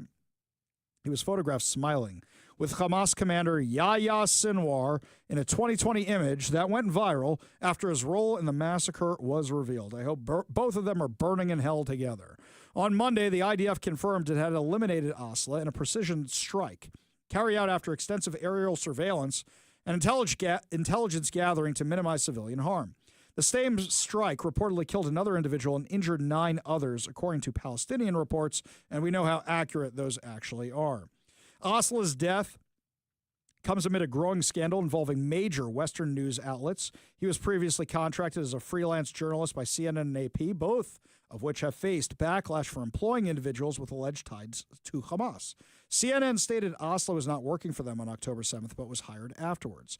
AP cut ties with him in November of 2024, following a report by the watchdog group Honest Reporting that exposed his deep affiliations with Hamas. In fact, the controversy intensified after a lawsuit was filed by American survivors of the October 7th Nova Music Festival attack and relatives of victims against the AP under the Anti-Terrorism Act, accusing the outlet of materially supporting terrorism by employing freelancers affiliated with Hamas.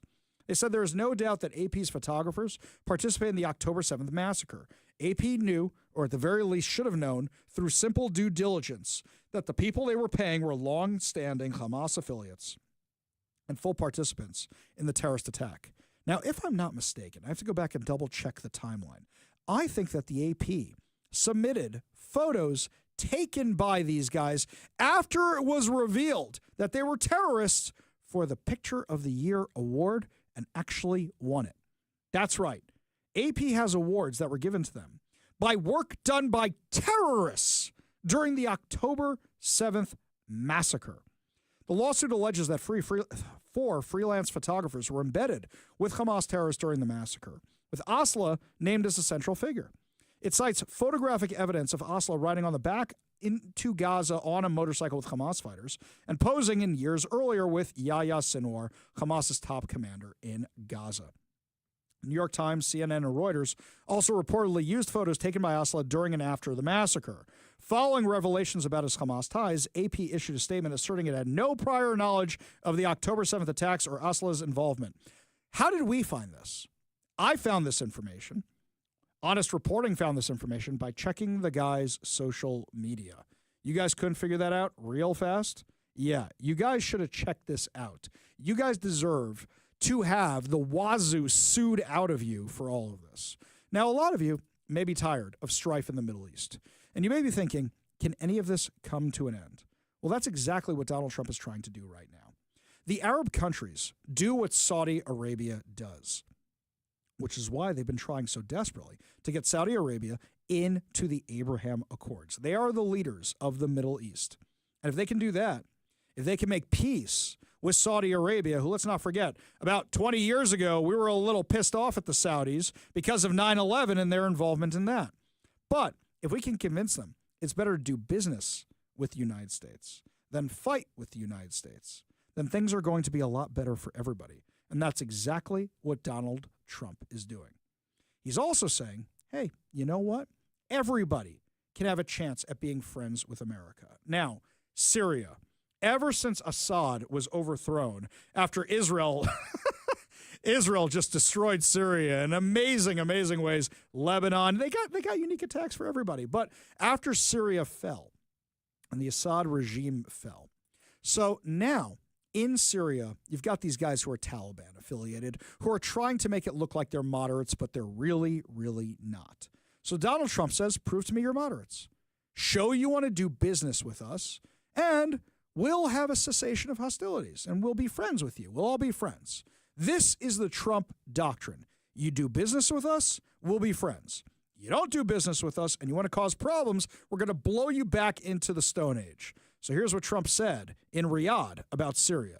They've had their share of travesty, war, killing, many years.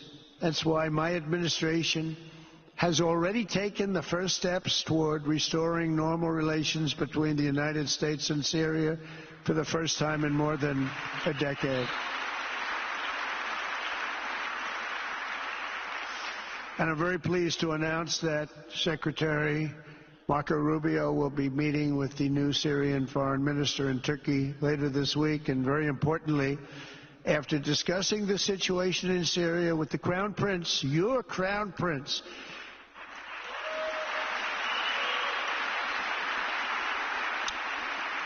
and also with President Erdogan of Turkey, who called me the other day and asked for a very similar thing, among others, and friends of mine, people that I have a lot of respect for in the Middle East, I will be ordering the cessation of sanctions against Syria in order to give them a chance at greatness.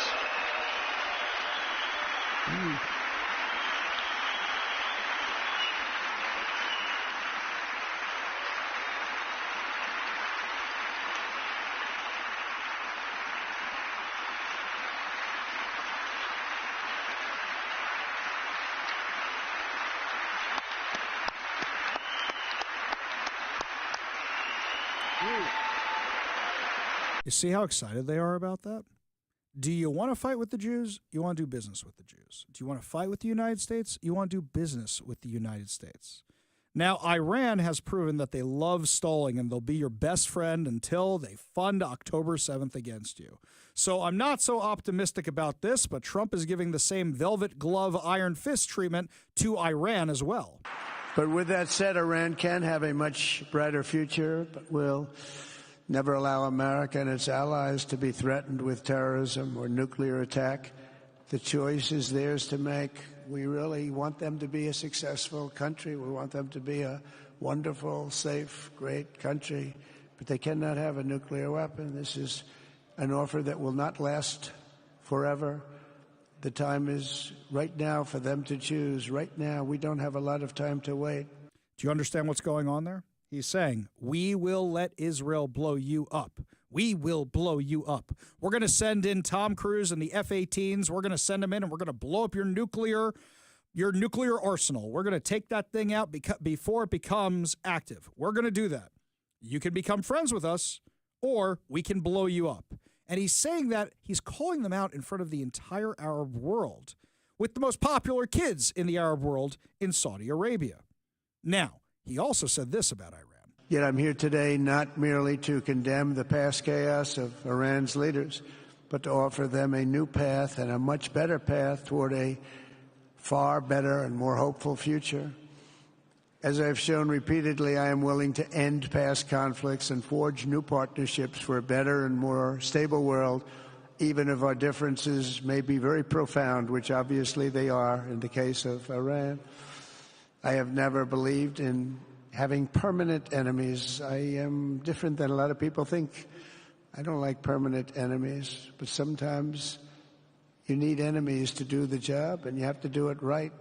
Enemies get you motivated. In fact, some of the closest friends of the United States of America are nations we fought wars against in generations past, and now they're our friends and our allies.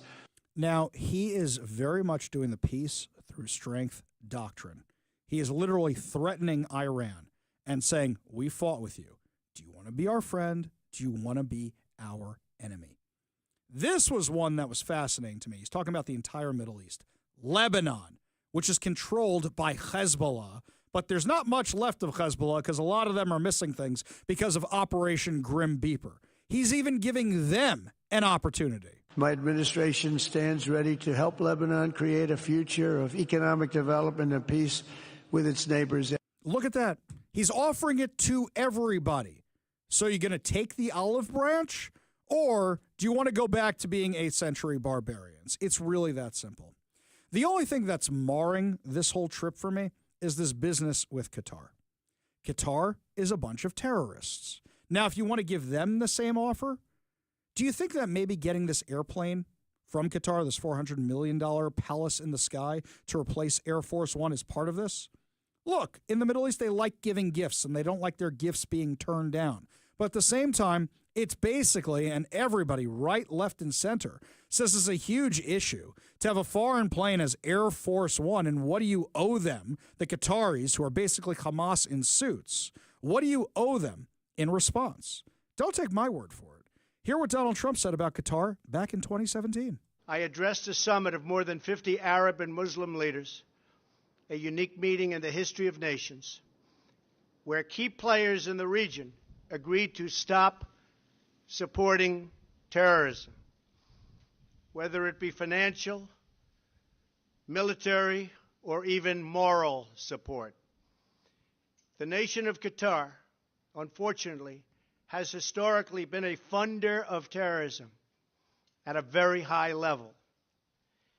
And in the wake of that conference, nations came together and spoke to me about confronting Qatar over its behavior. So we had a decision to make. Do we take the easy road, or do we finally take a hard but necessary action?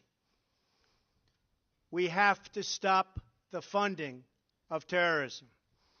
I decided, along with Secretary of State Rex Tillerson, our great generals and military people, the time had come to call on Qatar to end its funding.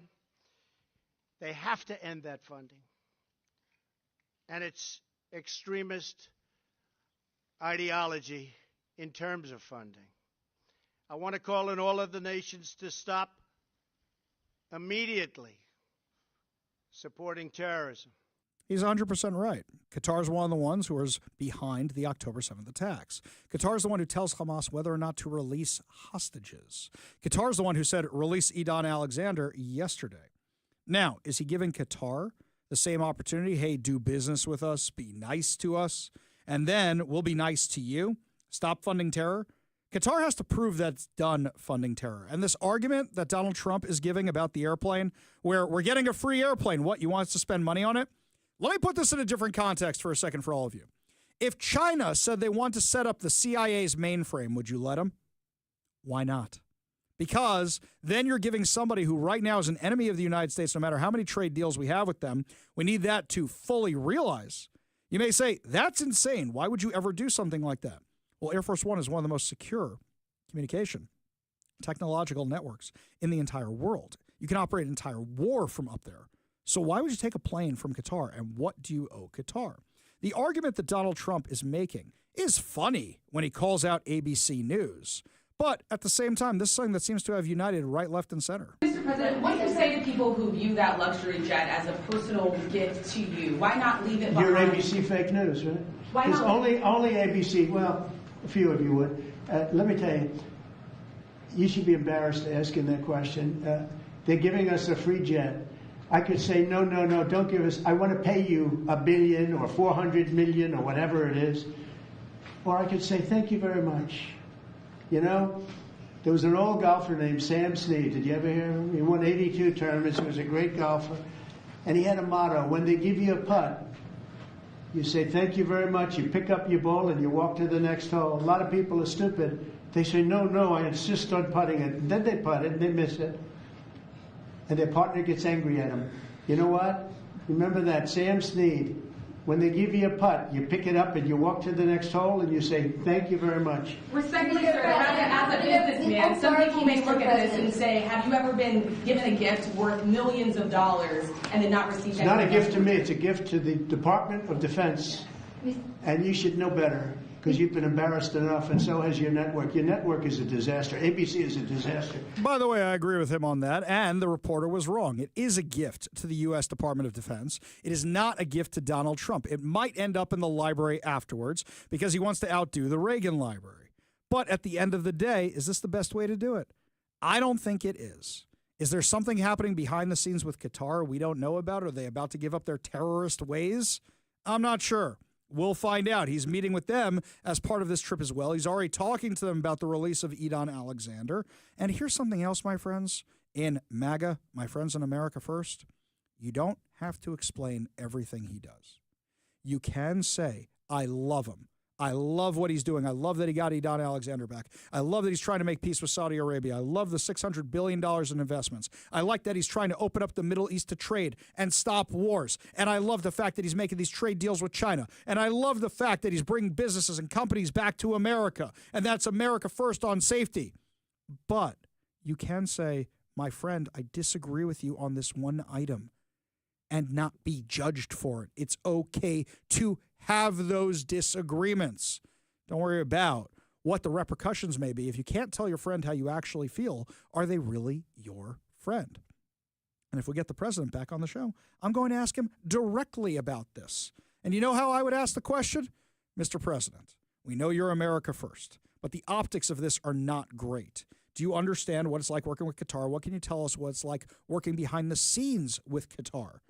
And he'll probably talk about it because he talks about everything. The last time we had him on the show, we just asked him one question. He went on for 4 or 5 minutes. That's how he goes. So I would love to have him back on the show to ask him about this and say, Mr. President, you've done amazing things, the Abraham Accords, getting back the hostages, you name it. But this thing, do you not see how the optics are? And he'll give an answer because that's what he does. You can ask your friends questions. You can criticize them when you think they're wrong. That's why we have freedom of speech in this country, specifically to hold our leaders accountable, no matter how much we like them. You agree with me, you disagree with me, give me a call, 206-421-5757. That's 206-421-5757. When we come back, my friends, lots more to discuss as the show continues. A new book is coming out talking about how much the media was covering for Joe Biden's decline by Jake Tapper from CNN. Yeah, we'll give you the details on that insanity when we come back. But first, Todd Herman's Daily Thoughtcast right now on the Ari Hoffman Show.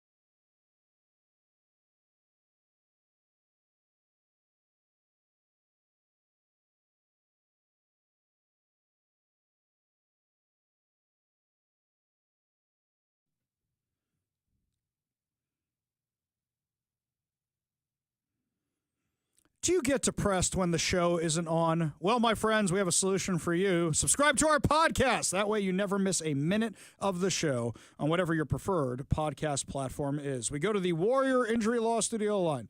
Take a call from Matt in Shelton. Matt, what's up? Hello, Ari. I love Donald Trump. I love the things he's doing, but when I heard about this airplane deal, the first thing that came to my mind was the Trojan horse. Mm-hmm. And I don't know what you could hide on a plane like that, but there's got to be something, and it's coming from a terrorist country and everything. I mean, and imagine so, what you can hide. You don't need to imagine what you could hide in a pager, right? Because we all know how that worked out. So what do you think you could hide on an airplane? Yeah, so hopefully cooler minds prevail. Maybe Trump's doing his regular thing where he just gets people all up in arms and everything, and I was just kidding, but just to see how people react. But the Trojan horse comes to mind. Yeah, but here's something. Forget that for a second. I was giving this example yesterday when we were talking about this. The U.S. Embassy in Moscow was bugged, and one of the ways it was bugged was that they gave the U.S. a gift of this giant, ornate American seal. Russia gave it to them, and it had bugs in it. Did nobody think of sweeping the thing for bugs? You got it as a gift from Russia? I mean, come on, man. Like something small like that, but a huge airplane. Yeah, who knows? Anyway, exactly. Thank you for taking my call. Always a pleasure. Appreciate you being part of the show, Matt. You want to be part of the show, you give us a call or a text at 206-421-5757. That's 206-421-5757. Robin Lakewood says, Ari, the 747 was built just up the road in Everett. Besides, Trump is trolling Boeing and the Democrats. Come on, man. Dude, I don't think yet after years of ownership by Qatar, you could say, it was made in America anymore. We don't know what they've done to that thing in the meantime. But more importantly than that, what do we owe them for the $400 million gift? And also, if Trump's plan is just because he wants a prettier airplane in his library than Reagan has, I'd rather see Trump Force One. Just like we discussed yesterday. That's actually part of history. I'd be fascinated to see that. Well, here's something else fascinating, my friends. CNN is admitting Donald Trump's success. Funny, I don't have them in my little black book of the right-wing media conspiracy. I think there was this concern among some folks that Donald Trump would come in for a second term and kind of be a lame duck. He ain't no lame duck. If anything, he's a soaring eagle. What am I talking about here? Let's talk about Trump executive orders in 2025. He's already signed 111 so far. That is the most at this point in a presidency in at least 100 years. In fact, it's the most in any single year, and we're only in April, since Harry S. Truman in the early 1950s. The bottom line is whether you like Trump or you don't like him, you can't say that he's come in and not try to deliver on what he at least believes was his promises on the campaign trail, and he's doing so in historic fashion. Yes, exactly right. Now, what's funny is people in the media are now saying, well, the Americans, they didn't buy that Joe Biden was spry and with it and sharp and ask the best questions behind closed doors, then show them in front of us. Jake Tapper is on a media tour because he's got this new book coming out where he covers the decline in Joe Biden being covered up by the American media.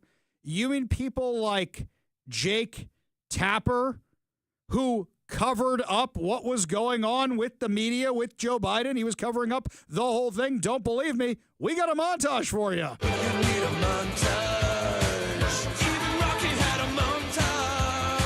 How do you think it makes little kids with stutters feel when they see you make a comment like that? It's very clearly a cognitive decline. Okay. That's what I'm referring to. It makes me uncomfortable. You have no. I can't. It's so amazing. It's so amazing to me that and try and figure out an answer. A cognitive decline. President Biden embraces his stutter, talking about it, while Trump mocks it, exaggerates it, belittles it. He's sharp physically. I mean, mentally. Yeah. I think the question is physically, right? Right. More so? Right. Right. And the guy who's his chief opponent is only 3 or 4 years younger than him. Exactly. I mean, you have questioned President Biden's age, mental fitness, ability to lead. Of those supporting Biden, you said, quote, shame on all of you pretending everything is okay. You're leading us and him into a disaster. Do you worry that you damaged him at all? I don't doubt that you got hugs and handshakes behind closed doors today, and maybe even publicly, some of them because they like you personally.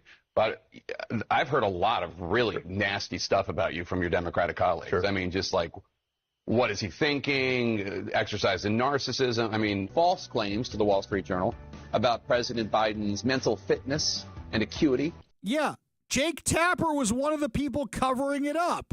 And now he's trying to cash in on a book about calling out the media for covering it up.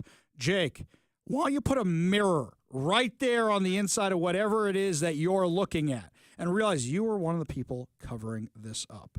When we come back, the DEI insanity at UW, there's now a lawsuit going head-to-head with the university over their DEI. Is this something else that's going to cost them government funding? We'll have the details for you when we come back. You're listening to the Ari Hoffman Show on Talk Radio 570 KVI.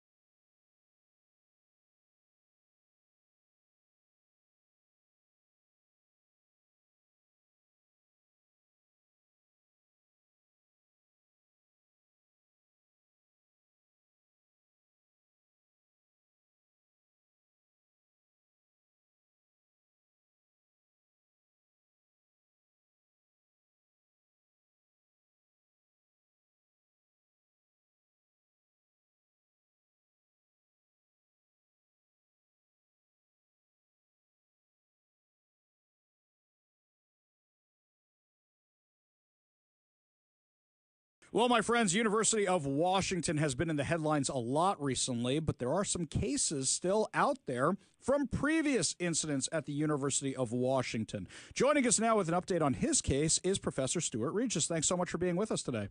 Thanks for having me. So let's go back and start from the very, very top. Tell me exactly what happened in your case, and then we'll do updates of where you're at. Well, I've been pushing back against some of these DEI initiatives at the university for a long time. There was a suggestion that we have a land acknowledgement on our course syllabus, and I think these things are stupid. I think they're performative acts of conformity. And at first I thought I kind of had no choice. Either I roll my eyes and ignore it, or I do what they want. I realized there was another choice. I could do what they don't like. So I did a parody version of it in the fall of 2022, 3 years ago. And I put one there that was meant to be funny, and they did not appreciate it. They went crazy. They apologized to my students. They censored my syllabus. They created an alternate section students could switch into. They started an investigation against me that could lead to me being fired.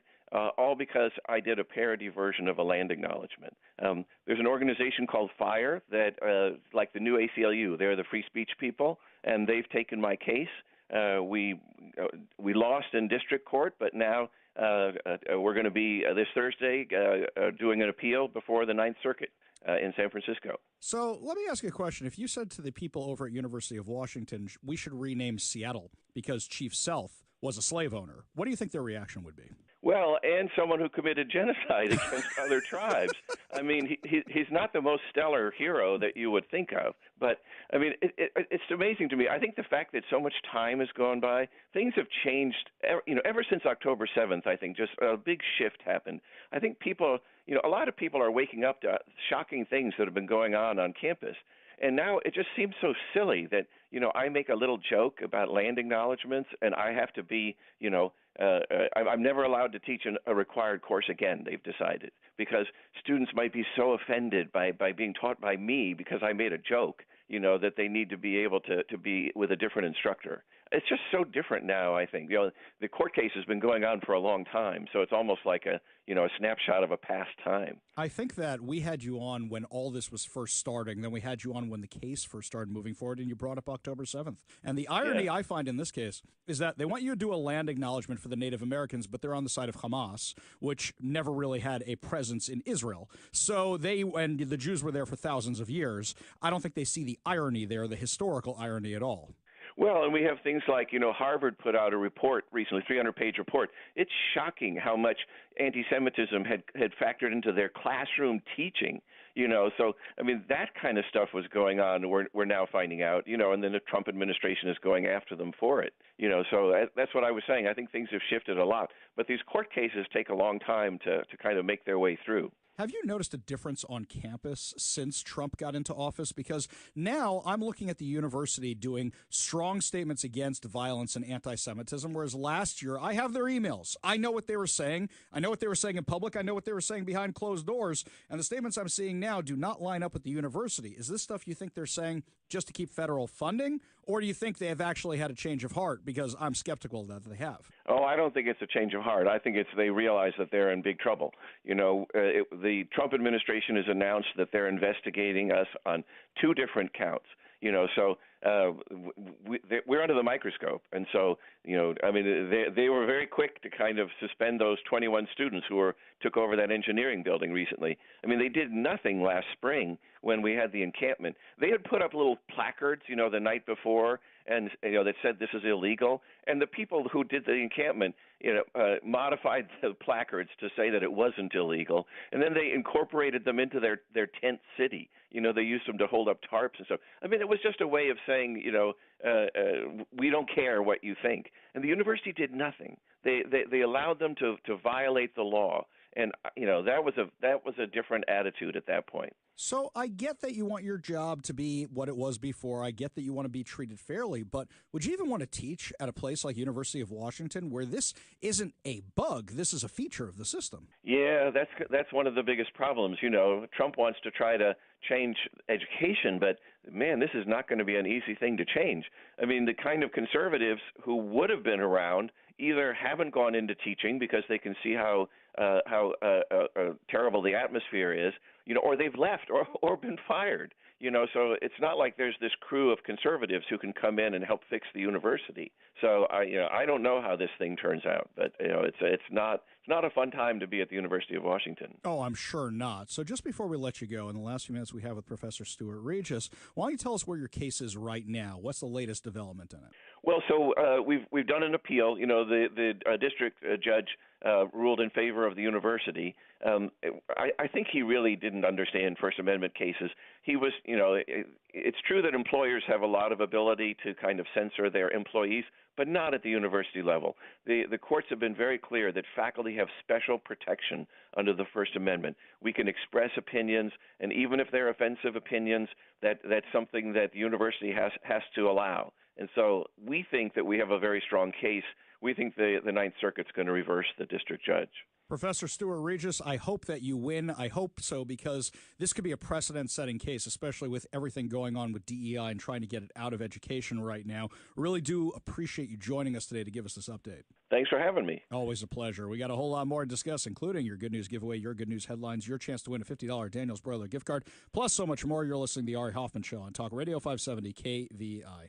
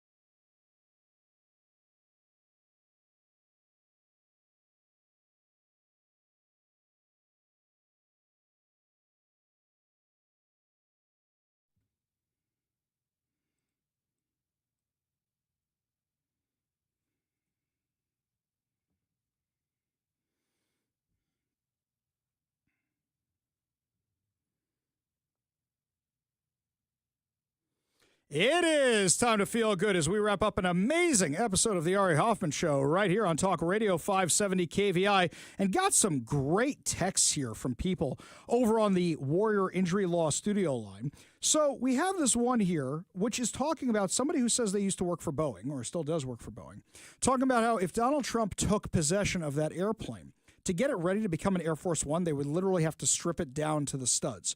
Good context for everybody to know. Most of you say, hey, we're going to reject this thing. I do like the one person over here, Eben and Bonnie Lake, who says, use it to ship the illegal immigrants out of the country, which that's kind of funny. Nobody can complain about how they're being treated if they're being sent back on the Flying Palace. Got this good news for you all.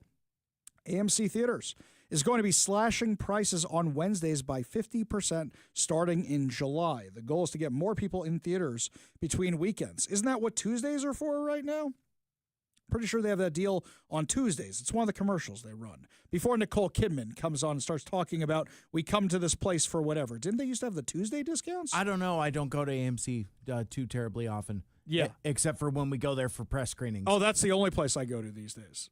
So, yeah. Unfortunately, I don't. I know Regal, on the other hand, has 50% off popcorn on Tuesdays. Maybe that's what I'm thinking of. Maybe I'm thinking of Regal. And also, I learned the hard way that it's literally just popcorn. Nothing So it's else. like I got like a soda and a candy, and it's like, here's your total, sir. And it was still a significant savings, but I was a little surprised that it was just popcorn. But even so. Good news trying to get people back into the theaters because, $150 or whatever it is you're spending Yeah. to go to a night at the theater with just your wife these days. Yeah, that's crazy.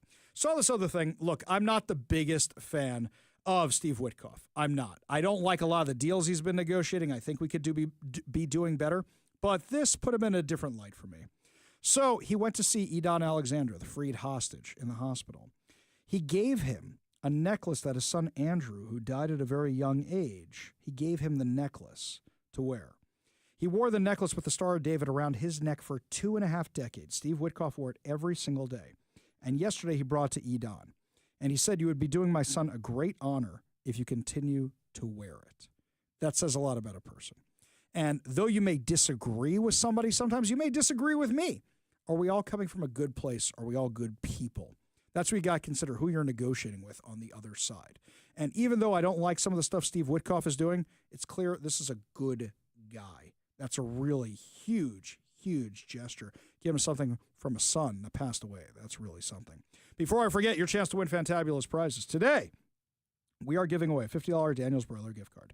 Daniel's Broiler has been a Seattle favorite since 1980, features USDA prime steak and other specialties, including chicken and fresh seafood, as well as a selection of high-end spirits, wine, and cocktails. Daniel's Broiler is open now in Bellevue, downtown Seattle, Leschi, and South Lake Union with dine-in, takeout, and delivery. Check out danielsbroiler.com to reserve a table, place your takeout or delivery order, and more. We're also giving away a copy of 7 Steps to a Successful Retirement by Brian Evans of Madrona Financial and CPAs, and a bonus of the Little Red Book of Retirement. Learn how to design your retirement to support your quality of life. For 30-plus years from Brian Evans of Madrona Financial and CPAs, a local company working to help you grow deep financial roots that future financial storms don't blow your life savings away. Visit madronafinancial.com for more information and discover how you can create a rooted wealth plan today. Last but certainly not least, we are giving away two tickets to the Roy Pioneer Rodeo, which is back and is good for your day of choice. Saturday, May 31st, or Sunday, June 1st. You want to buy your own tickets? You can do so at the event. Visit the Roy Rodeo Facebook page for more details. And we are going to be out there on Sunday, June 1st, if I'm not mistaken. Right, Mike? Yeah. Absolutely. We'll be there with the booth. It's a homecoming of sorts for our own Zach from the morning show. And it's I've been told that it's going to be a lot of fun. I haven't been to the Roy Rodeo. I know, Ari, you haven't as well, but our friends keep telling us it's going to be very excited. So therefore, I am excited. I love rodeos. They're a lot of fun. I could tell stories about rodeos. Yes, I have stories. I like rodeos. So I can't wait to check this one out on May 31st and June 1st. All you have to do in order to win these fantabulous prizes is be caller number 10 at 206-421-5757. That's 206-421-5757. Caller number 10 will win $50 Daniel's Broiler gift card, a copy of 7 Steps to a Successful Retirement, and a bonus of the Little Red Book of Retirement by Brian Evans of Madrona Financial and CPAs, and two tickets to the Roy Rodeo. Phone lines are open now. Give Mike a call for your chance to win at 206-421-5757. That's 206-421-5757. That's going to do it for us today. Fear not, we'll be back tomorrow with more insane stories, more exciting guests, and, of course, more giveaways. You've been listening to The Ari Hoffman Show on Talk Radio 570 KVI.